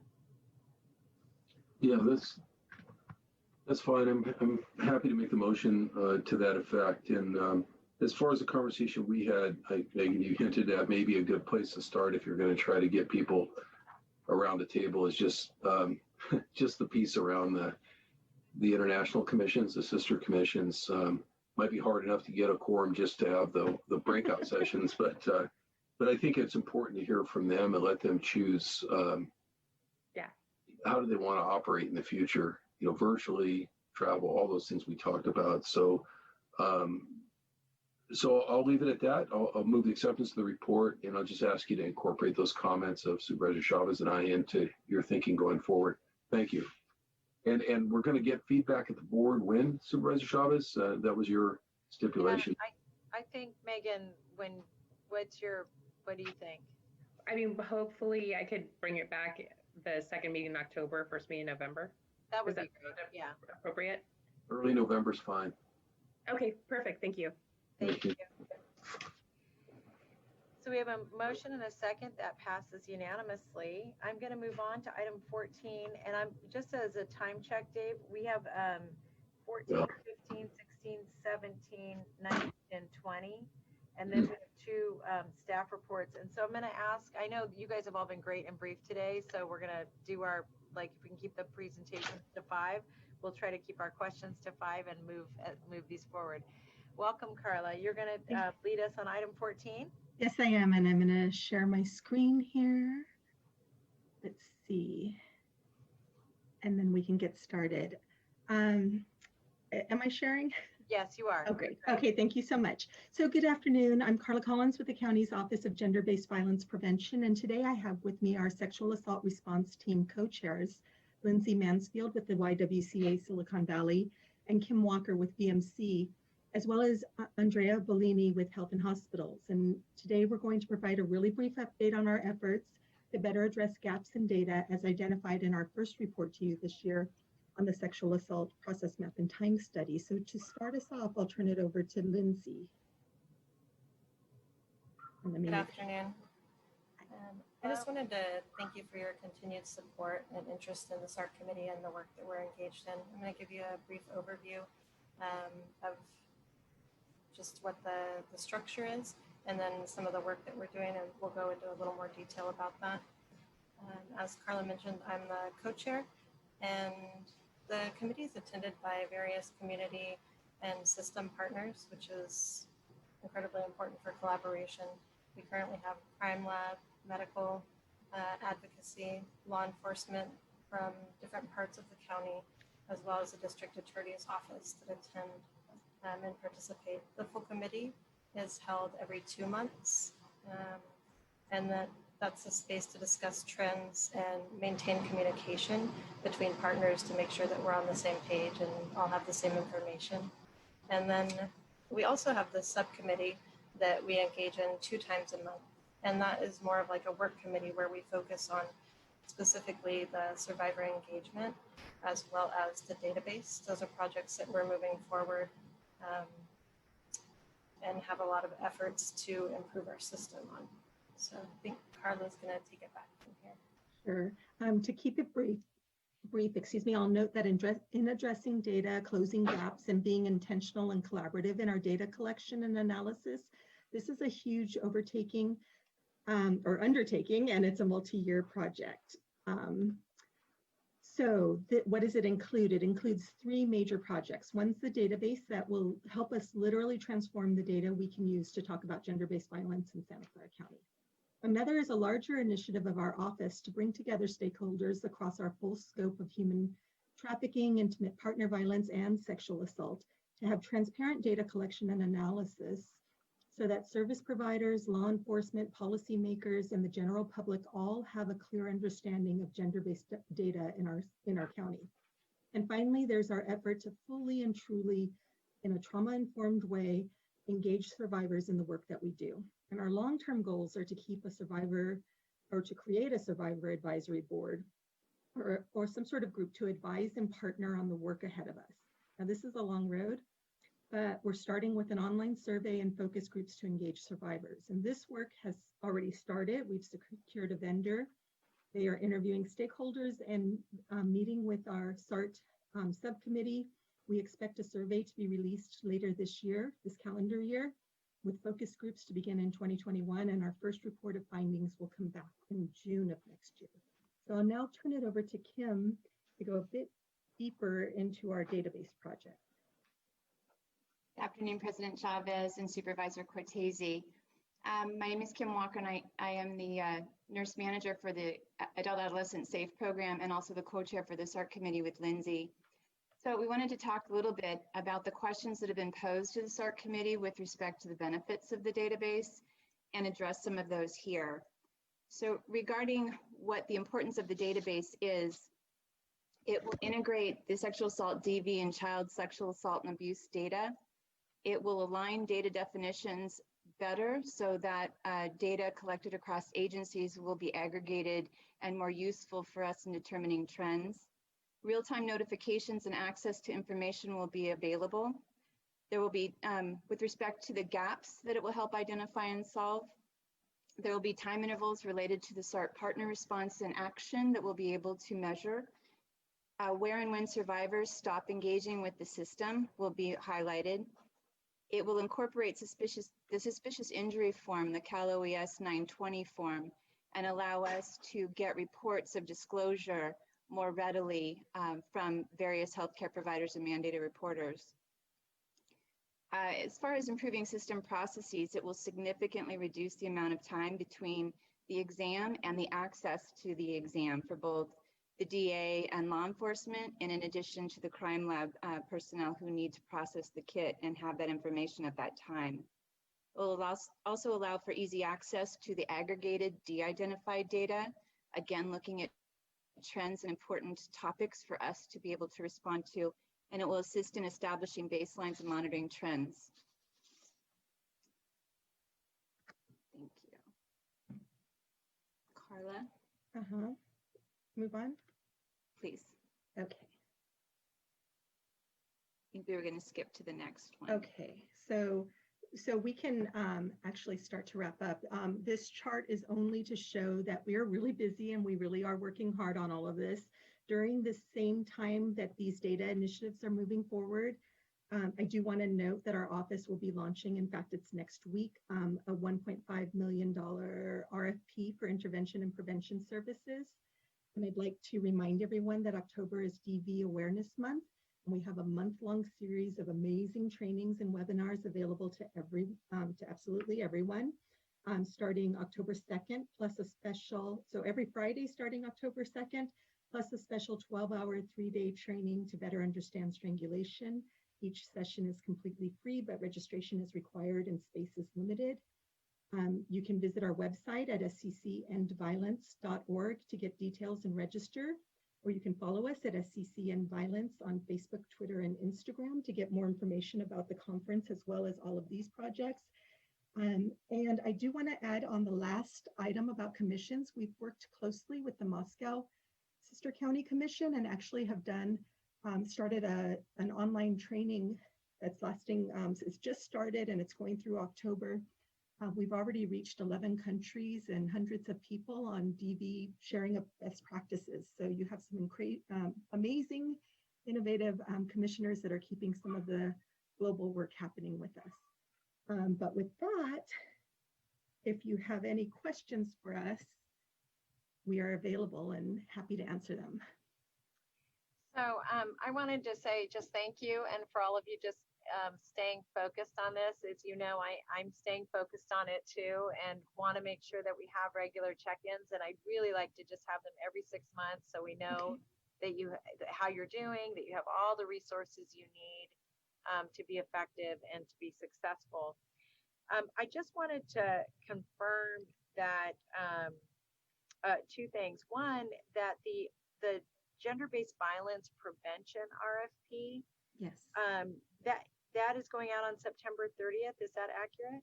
That is correct. Yay. Okay. And if everything goes as planned, services will start February 1st. Perfect. That is just really, really exciting news.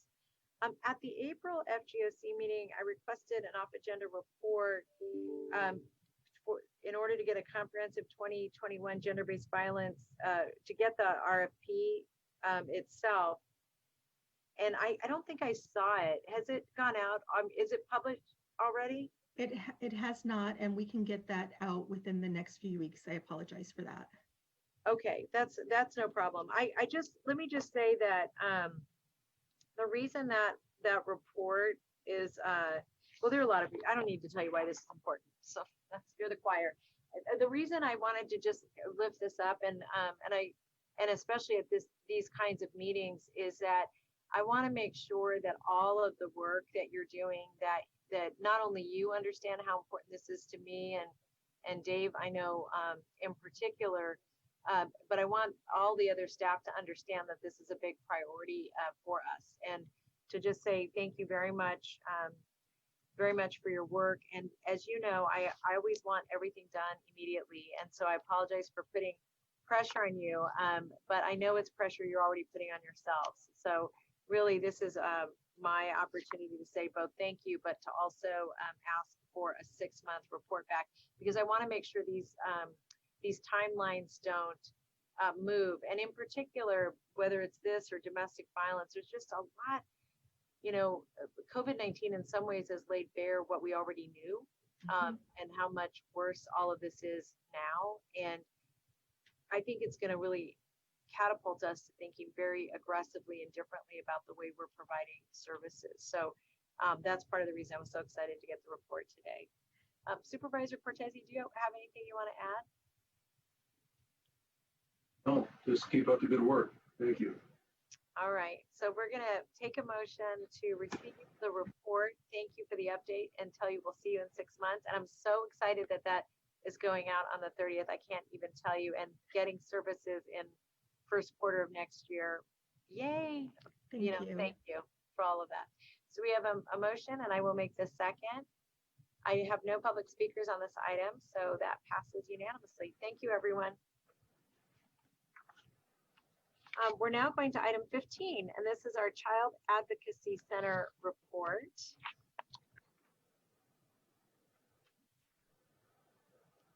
And we're going to ask staff to give a brief report. And Casey, are you doing that for us? And Kim, you're going to help? Yes, I'm doing the report, and we have a couple of people who are also on the call who are available to answer any questions that you might have. Excellent. Thank you. Great. Well, I will share my screen. Excellent. Thanks. No problem. Good afternoon, President Chavez and Supervisor Cortese. My name is Casey Halkin, and I'm the Director of Victim Services in the Office of the District Attorney. And I'm here to give you an update on the Child Advocacy Center, which, as some of you may recall, is quite literally a 20-year dream coming true. So we've been trying to co-locate services for our vulnerable children and their families for a number of years, and we are getting ever close to being able to realize that dream. So the co-location of services will include the child forensic medical examinations. So this is the sexual abuse exams and also physical abuse and neglect. Some of you may know, obviously, Dr. Sturm, who does those examinations through the Center for Child Protection. We will also have child multidisciplinary interviewing and law enforcement follow-up. And so these are the speaking interviews that are currently done at the CIC in the building very near the county government complex on Mission and First. So those interviews will be co-located at the center as well. And then victim services will also be available consistently with confidential and DA-based victim services, including victim compensation. So we will be able to connect families to compensation services right on site. This is the current location, which is a building adjacent to O'Connor Hospital, 455 O'Connor Drive, and that is the first floor of this building. It's a particularly nice facility because it doesn't look like a medical building, but it's near enough to a hospital that if we needed additional services for our victims, we could secure them quite easily. There's also a pharmacy inside that building, which is extremely helpful. So this is a little bit hard to see, but this is the drawing of the facility that is currently being built. We are at about 11,000 square feet, comprised of 3 suites. Suite 100 down below that you see here will eventually be an X-ray suite, but in the meantime, until we're able to put the X-ray machine in there, it will serve as a waiting area and also some conference space. Over here, Suite 150 will predominantly be our medical suite, where we'll be doing the SART and the SAFE exams as needed. And then 170 over here will predominantly be our law enforcement space. So we are completed with our check, plan, and design. Our award and bid is completed. Our construction is well underway. Demolition is complete.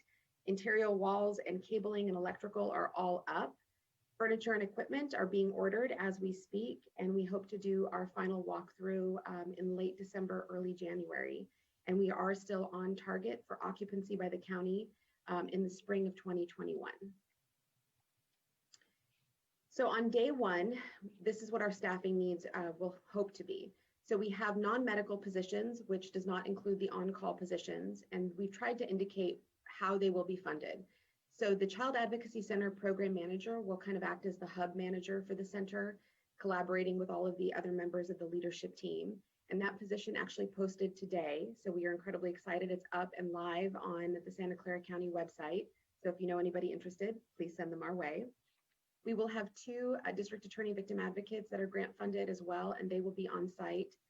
We're hoping to secure a VSU office specialist for general reception. We are looking at ways that we could potentially reassign somebody that we already have in the DA's office to see if we could get the essential reception support that we need. We are looking for a bilingual position to be able to staff that front desk. We will have a rotating deputy district attorney who can handle the interviews and also meet with victims as needed in law enforcement. A certified child forensic interviewer. This employee is currently a City of San Jose employee, and they're funded by a combination of city and county funds. A law enforcement child interview coordinator, which again is a City of San Jose employee, and they will work with the 13 jurisdictions in our county to be able to schedule those interviews for our kids. Additional non-medical positions include DFCS. I spoke with Dan Little earlier this week, and we had an excellent conversation about how we will work together to staff the CAC. We will have a rotating social worker there. The YWCA and Community Solutions, of course, are excellent and integral partners for the CAC. The YWCA will have a grant-funded advocate on site and will have a mental health counselor. Community Solutions will also have a grant-funded victim advocate on site. The Office of the Ombuds, the Sheriff's Department, and other law enforcement will be on call as needed. We anticipate, some of you may have seen the benchmark document that Dr. Sturm shared a couple of weeks ago with members of the board. And in jurisdictions across the state, when these centers open, unfortunately, the numbers do go up, which means that we anticipate we'll see more cases than we've been seeing currently. And so we do anticipate that we will have law enforcement probably on site most days. Lastly is our medical positions. So we will have a CAC medical director that will be stationed at the Child Advocacy Center and providing oversight to the medical team. We do currently have one open code for a pediatrician specializing in child abuse. That position is currently vacant, and my understanding, and Ms. Nguyen is on the call from Health and Hospital Systems, is that they're working to fill that code. We would be requesting, at Dr. Sturm's request, an additional pediatrician, again, because of the numbers we currently have coming through the child abuse exams and the START exams, and what we anticipate will be the increase once the center is opened. It's not a day one need, but something that we're hoping to move forward to the board for a request. We do currently have nurse practitioners and physician assistants who conduct our physical abuse and child START exams. Many of you know Mary Ritter, and she is one of those physician assistants. But we are requesting 2 additional, and again, this is for numbers to be able to increase, which we will see as an increase in client demand, but also to keep the doctors on call because the center will be available 24/7 as needed for clients. We do have a nurse coordinator, and that position is currently in recruitment. Health services representative as well. We do have a licensed vocational nurse and a medical assistant that will be designated to the CAC, and then Dr. Sturm and Health and Hospital Systems is looking to request an additional. And then the safe nurses for pediatric SART and adolescent SART, the team that is run by nurse manager Kim Walker, will be on call as needed. So again, we did not count in terms of day one, the staff that we've requested and the staff that is on call. But day one, we anticipate somewhere between 15 and 20 staff will be on site the day that we open to be able to provide services to our child abuse victims, child sexual abuse victims, and their families. Thank you very much, Casey. You're welcome. We're going to take the public speaker, and then I'm going to come back for comments and a request. The next speaker is Maggie Cocaine. I'm unmuting you. Please accept the unmute and you will have 2 minutes to speak. The timer will start when you begin speaking. Hi, my name is Maggie Cocaine. I'm your resource parent. I just wanted to support Dr. Sturm in her request for requesting adequate number of doctors. I know that she's really stretched thin, and foster children already have a difficult time in getting their medical appointments. So I just wanted to reiterate that. Thank you. Thank you very much. All right. Dave, do you have any comments or questions on this item? I don't, thank you. Thank you very much. So a couple things. One is that Dr. Smith, I would be very interested in getting an update on the staff fulfillment for the staff fulfillment, the staffing, where we are with staffing in the child advocacy SART area today, and then what we think it will be on day one of the CAC opening, and then maybe 6 months after that. Is that a possible thing to do as part of the budget report out for Health and Hospital? Sure, we can do that. We fully intend to recommend filling all those positions that Casey talked about. I just want to take this opportunity to really thank her and the entire team. They've done a fabulous job. FAF did a fabulous job with remodeling. We, administratively have the most extreme confidence in Casey and her team to do the very best job, and she never asks for anything more than she needs. So we'll fill those positions and we'll give you a report back. Thank you, Dr. Smith. The other thing that I would really like is that in June, I was very interested in getting the policy recommendations that you all are going to be making. So we're going from this dispersed way of handling these issues to a very a centralized way. Coordinated.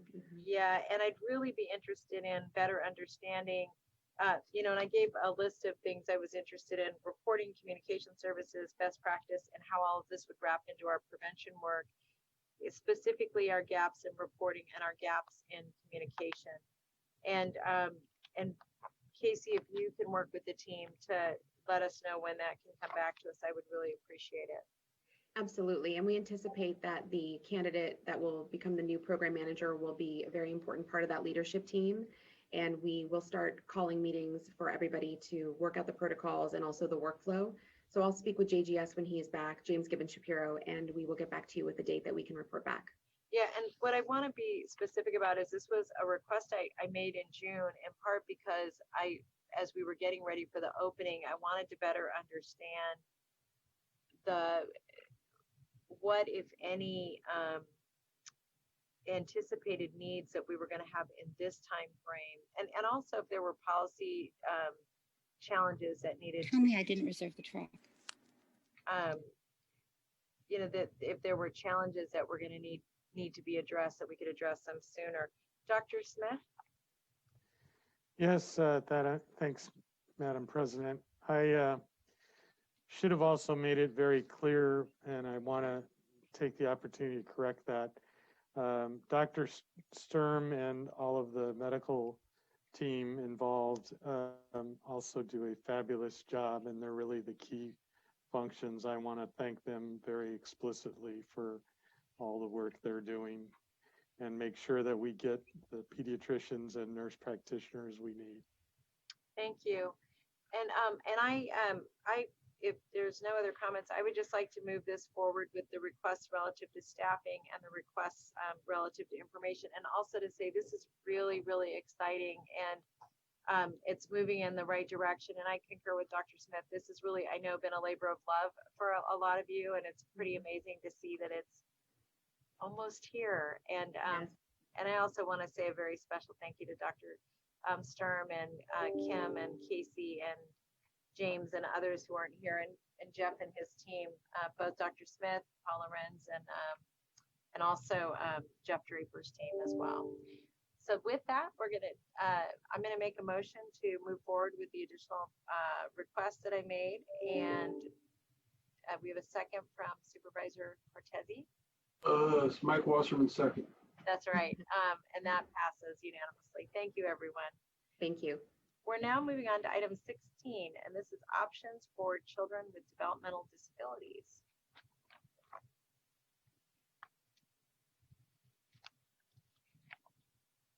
And Daniel, are you leading us in this discussion? Or should I just? Yeah, no, I'm sorry. I'm getting my screen sharing opening up here. Okay. Thank you.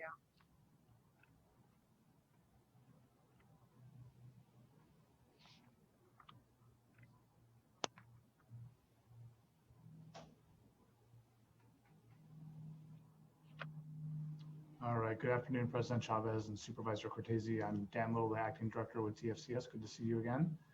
I'm going to go really briefly over this presentation and then leave some time at the end for some questions. So a quick overview of the history of the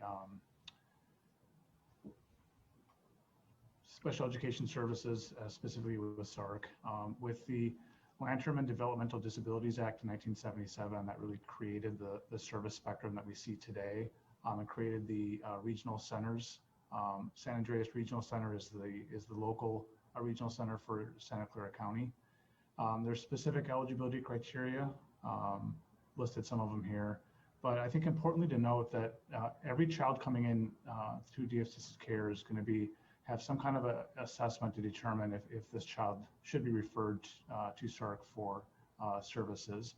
We also have quarterly meetings with SARC to allow review and analysis of current situations and families that are shared between both agencies to determine the best course of events for treatment.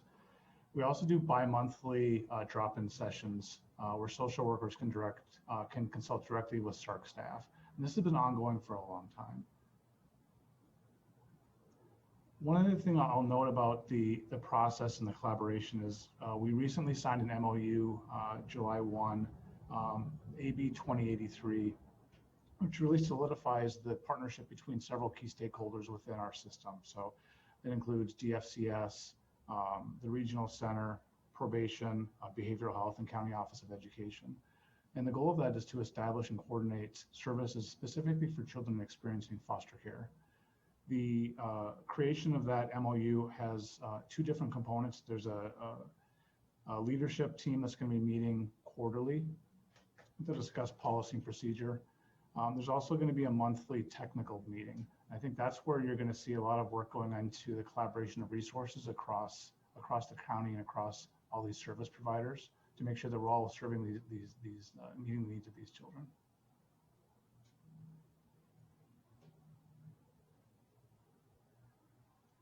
So some of the services, under 3, we have early start program, speech therapy. There's some prevention programs available for under 3. For 3 to 21, we have the residential placements.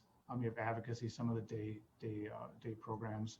Another important thing to note is that any child that's determined eligible while they're being served by DFCS, that eligibility would remain once our DFCS portion would close.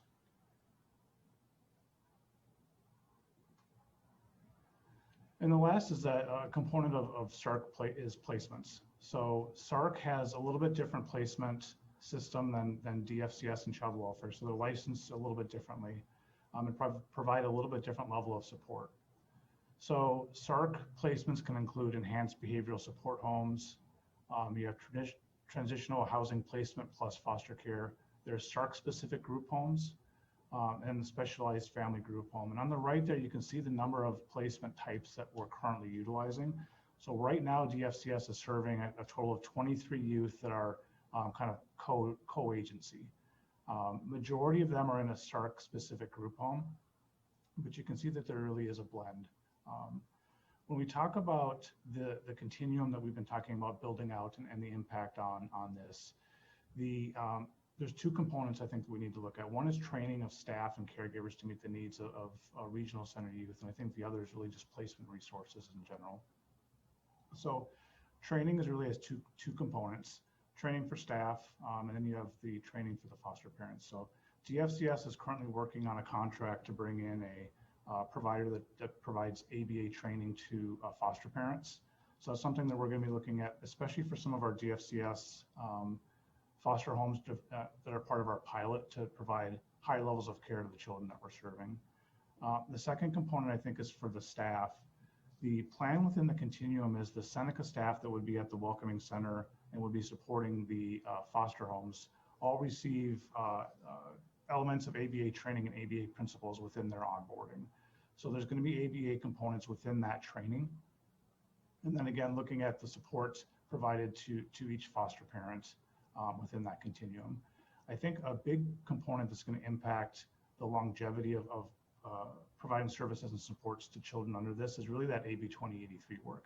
I think that gives us an opportunity, specifically with child welfare and the regional center, to coordinate and collaborate a little bit differently than we have in the past, and really maximize the resources that we're able to provide to the children and families of our shared communities.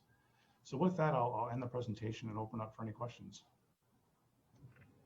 Thank you very much. I want to see if there are any public speakers on this item before we go back to the board for conversation. I see none. Dave, did you have any comments or questions on this item?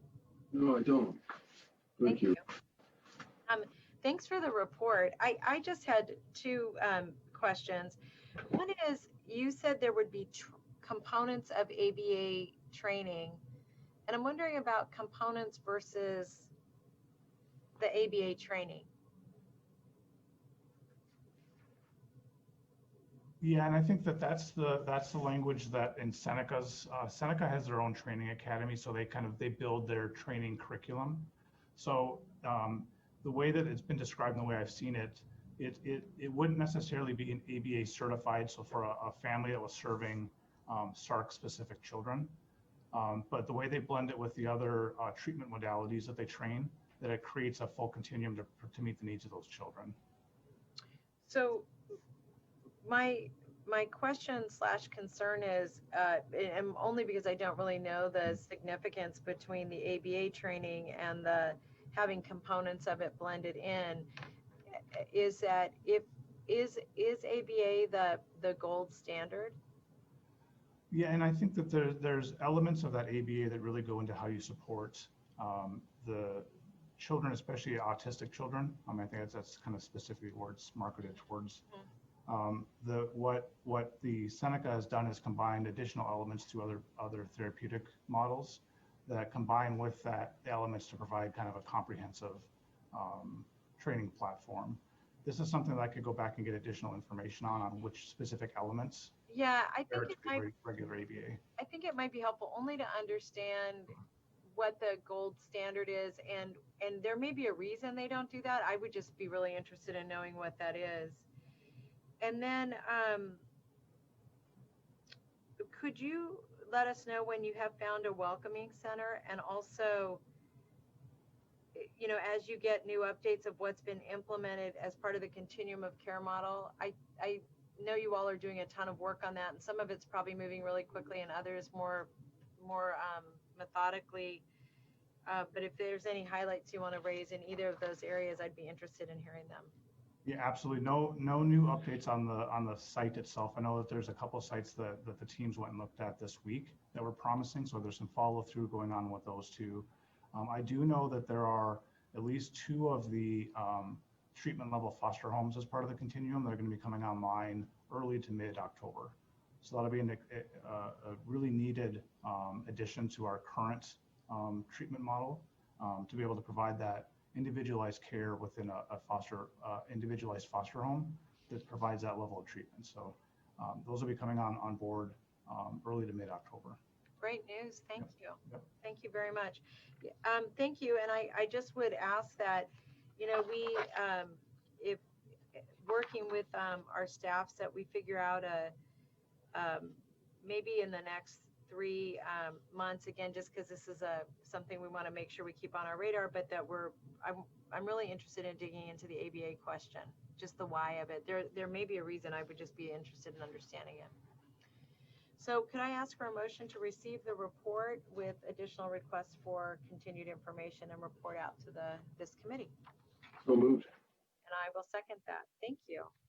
And then Dan, are you going to talk to us about family finding? I am. So let's get this other one shared.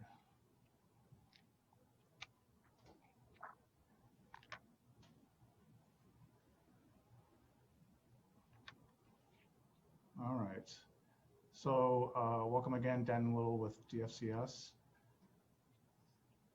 Quick update on family finding, and really, I think it's important to note how we're going to be looking at family finding not just as a point in time effort, but really how we're building it into the full continuum of the services we're providing to families. So when we talk about family finding, it's that ongoing process of identifying and engaging. And an important component of the family finding we're looking at is that component of healing that provides.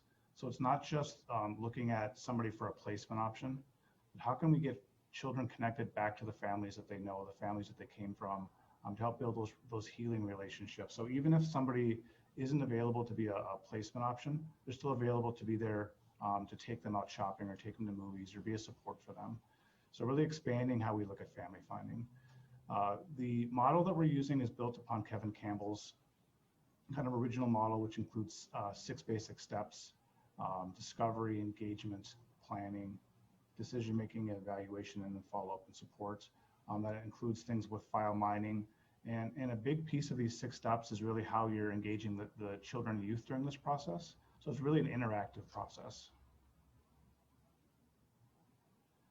And for DFCS, family finding really begins from the first contact that we have with somebody contacting DFCS or at the CAN Center. So when we have a call coming through our Child Abuse and Neglect Center, that's the first opportunity we have to ask about safe and appropriate relatives, other supports that we can reach out to.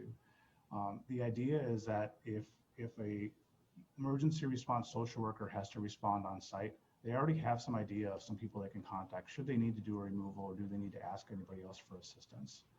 And you can see family finding goes through emergency response and investigation. It goes into our continuing case management and then especially in voluntary. So again, it's not a point in time. It's not just to be used when a child first enters our system. That ability to build that child's natural support system and build that healing network really begins from day one and continues all the way to the end. We have some formal partners in place that practice family finding. Some of these are through their therapeutic services. Some of them are through wraparound. And it's important that we're making sure that we're aligning all of our efforts together. We're all using the same model. Again, all in the efforts to build those natural supports. We do now have a formal DFCS family finding unit. We were able to identify some resources internally that we could shift over to this work. So we do have a supervisor and some family finding social workers that are on a full-time, this is what they're doing with us.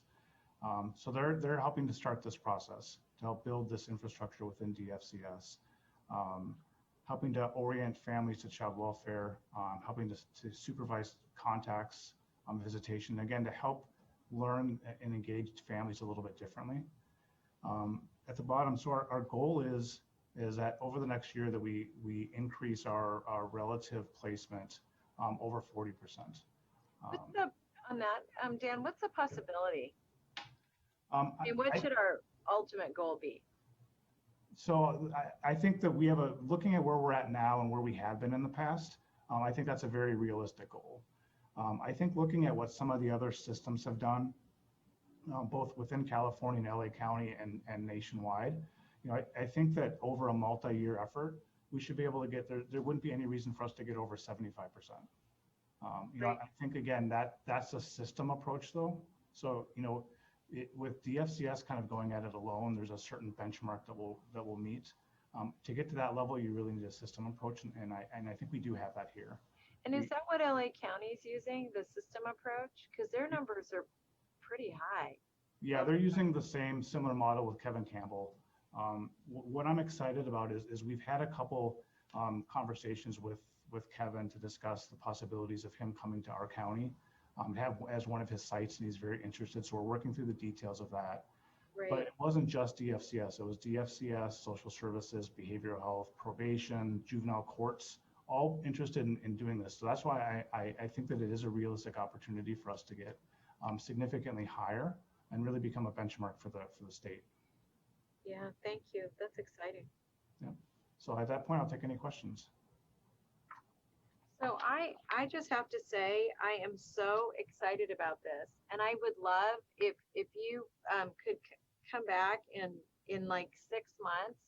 Initially, I was thinking 3 months, but the reason I'm thinking about 6 months is just given the time and the changes that are ongoing relative to service provision. I think 6 months would be a really good check-in time. And at that time, I'm going to be interested in what we're learning about how we get to that 41%. And I thought the staff report was very interesting, and I'm going to try to learn a little bit more about this between then and now. So thank you. Thank you. Dave, did you have any questions on this item? And the only thing is, it's kind of, maybe it's kind of a obvious question, but what are the total numbers that we're talking about here? I've heard all the percentages and everything, and maybe you said it and went over my head. I didn't hear it with the fan blowing in the background or something, but when you take in all of the sort of categories of developmentally disabled, that you're looking to place, what would that be today if you took a snapshot? So if we're looking at, right now we have around 910 children in out-of-home care. I'd have to look at the report from today. Okay. So we have around 300 children placed in kind of a relative home. Mm-hmm. So we're looking to, significantly increase that number. Okay. So we do have a ways to go. And I think, you bring up the question about disabilities. I think that's something that systems will have to address is we have to be able to place all children with relatives. So I think we do need to help to continue to develop the services and supports to make sure that that all children coming in have an opportunity to be placed with a relative. So that means developing a little bit different support network for all of those relative homes. But, and this may be improper math, but if you have about 900 as a point in time snapshot right now, and about 300, placed are appropriately wrapped, I guess would be another way to put it. So it would be about a 600 delta. Is the 41% considered to be sort of the 240 more toward the 900 that would be considered in our purview? And I that's part of my understanding. Is there a gap there? That's obviously there's a gap because you're trying to do more, and I just don't understand numerically what that is. And I don't have an expectation here of pleased versus disappointed. I'm just trying to wrap my mind around the magnitude of the numbers. That's all. I mean, we would need to at least double the number of children we have in out-of-home care now to get close to kind of that multi-year plan. Okay. So, and that's why, when we start looking at that level of engagement, that's why it really needs to be a multi-system approach. Right. And it needs support from, we had the earlier discussion with the school, with County Office of Ed. That's where those relationships and partners with your schools, behavioral health, all of those really need to factor in to be able to make that happen.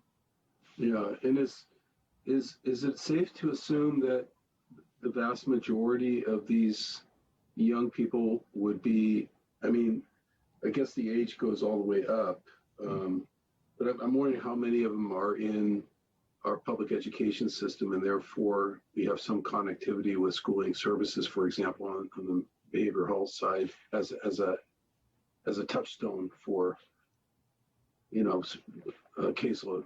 Yeah, I would say the significant number, and I think one of the public comment that we heard during the childcare presentation discussed a little bit of one of the new projects that we're working on in collaboration with County Office of Ed to have a little bit different level of kind of oversight and advocacy for children that are in care and making sure educational needs are met. So I think these things really do blend together. Yeah, I do too. And I partly asked because then I think if they blend the buckets of money that might be available or transferable to address what you're trying to do might be a little more,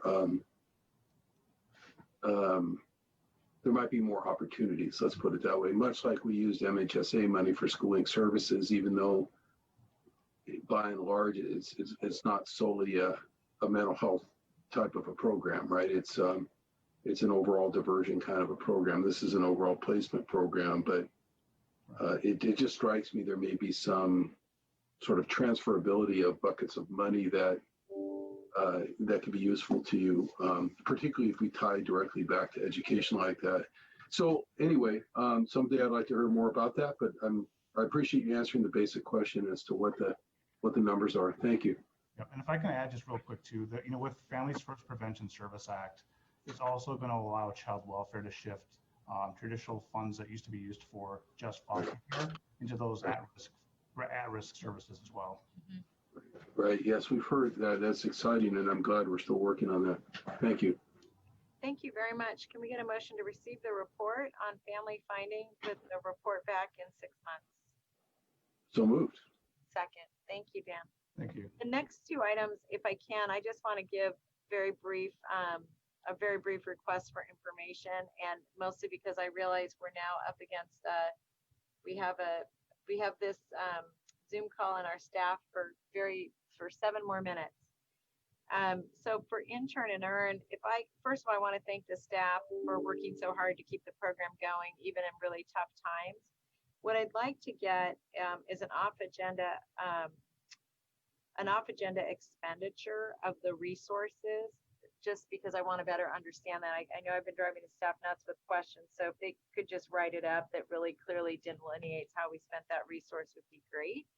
And then, and I really want to thank them. I thought this was just really exciting that you were able to do what you did under the most rough circumstances. So thank you for that good work. Is that all right, Dave, if we receive the report? Yes, it's fine. The basic written report was very, very adequate. Thank you. I'll move acceptance of the report. And I will second that with a request for an off-agenda report of the financing. Thank you. And then item 20, this is in play. And I kept it on the regular agenda because I have a concern that the in-play work is not integrated enough into the work we're doing for really vulnerable children. And so what I wanted to request was a 3-month report back from in-play on any new pilots they're doing to really connect better to our high-need youth. And I wanted to ask Dr. Smith, through you, if the Department of Social Services could assign someone to getting us that information and having a full report come back in 3 months. Sure, we can do that. Thanks very much. All right, Dave, could I have that in the form of a motion? Rod, thank you for staying with us for so long. Yes, that is a motion. And a second. Thank you. We're now going to go to item 22. This is Director of SSA, Director Verbal Report. So good afternoon. Just want to bring one thing to your attention relating to federal action and legislation. Although there hasn't been a lot going on, there is actually something moving. Something moved through the House yesterday. It's a continuing resolution that extends federal funding through December for many of the critical nutrition support programs. And the bill is anticipated to be picked up by the Senate early today, hopefully. And if not, it's just something we need urging to have this continue to move. The bill includes an additional $8 billion in child nutrition supports and continues the waivers to states that allows us to provide SNAP, CalFresh for us, and WIC benefits during the pandemic, and also allows waivers to continue on the deadlines for the CalFresh interviews, participation reporting, and eligibility recertifications. The bill also includes it extends some pandemic electronic benefits, EBT work through next September 2021, and allows the ability to purchase the pandemic EBT foods through the same mechanisms as available through CalFresh. It expands pandemic EBT to include children and caregiver centers affected by the COVID-19 closures. Previously, they could not get that benefit. It also allows for schools with reduced hours, reduced days or hours to provide the pandemic EBT to students. Previously, schools had to close for 5 consecutive days, so there's more flexibility there. Provides states with funding to cover some administrative costs, which has been a hurdle for folks in doing the administration of this. And it also allows USDA to extend all the summer food service programs and the seamless summer options, the waivers through the end of this upcoming school year. So again, at least some positive news, which is kind of in rare supply in terms of the action at the federal level. But we're excited about this, and we hope to see this move quickly, and anybody's urging and support is greatly encouraged and welcome around this. Thank That's you, all I have. Bob. Yeah, that is good news. Shocking, actually. So thank you. And then our DCSS director. Thank you very much. I just wanted to give a very brief update on our collections. We report our collections on a federal fiscal year basis, so from October 1st to September 30th. So our most recent numbers are for the month of August, just to give everyone an idea on where we are and what we're seeing in terms of trends related to collections and how it relates to the current economy. For the month of August, we collected about $7.7 million, which is slightly above where we were August of 2019. But what I did want to highlight is we're seeing a significant increase in unemployment intercept payments, which means that we have our larger percentage of folks who owe child support or receiving unemployment. And so we're collecting a larger percentage of payments through that process as opposed through wage garnishments through regular employment payments. Our unemployment intercepts are up over 1,200%, just to give you an idea. So I think that's a true sign of what's happening in the economy, and a lot of parents who may be struggling to make ends meet, paying their child support through the unemployment that they're receiving. I did want to give also an update on where we are year to date. Fiscal year to date, we are almost at $93 million worth of collections, which is about what we collected all of last federal fiscal year, which is that 12-month period. But yet we still have 1 month to go, which is the end of September 30th. So we're on target to collect close to $100 million, which is the first time since 2008. So we haven't collected this much in over 12 years. Our caseload back then was about 51,000. Right now we're about 28,000. However, the caveat is the majority of the increase in collection is due to the intercept of stimulus payments beginning in May through the federal government that were issued for COVID relief. So even though we've seen a big bump because we're intercepting a portion of those payments for back to child support, the anticipation is that unless there is another round of stimulus payments coming this federal fiscal year, most likely our collections will decrease significantly in the next federal fiscal year. But we're keeping an eye on that, and I will continue to report out on some of these fiscal trends. But the most important of which is, like I said, we're seeing a decrease in unemployment. an increase in unemployment payments and a decrease in wage garnishment. So there is a definite shift from people who were paying their child support through their employer and now are paying it through unemployment intercepts. And I'll take any questions if you have any. Thank you for that. And that's fascinating news. Like, I have to get my head around what you just said. But thank you very, very much. All right. Well, thank you, everybody. This was a big meeting. We are adjourned till Thursday, October 22nd at 2 p.m. Thank you. Thank you, Chair. You bet.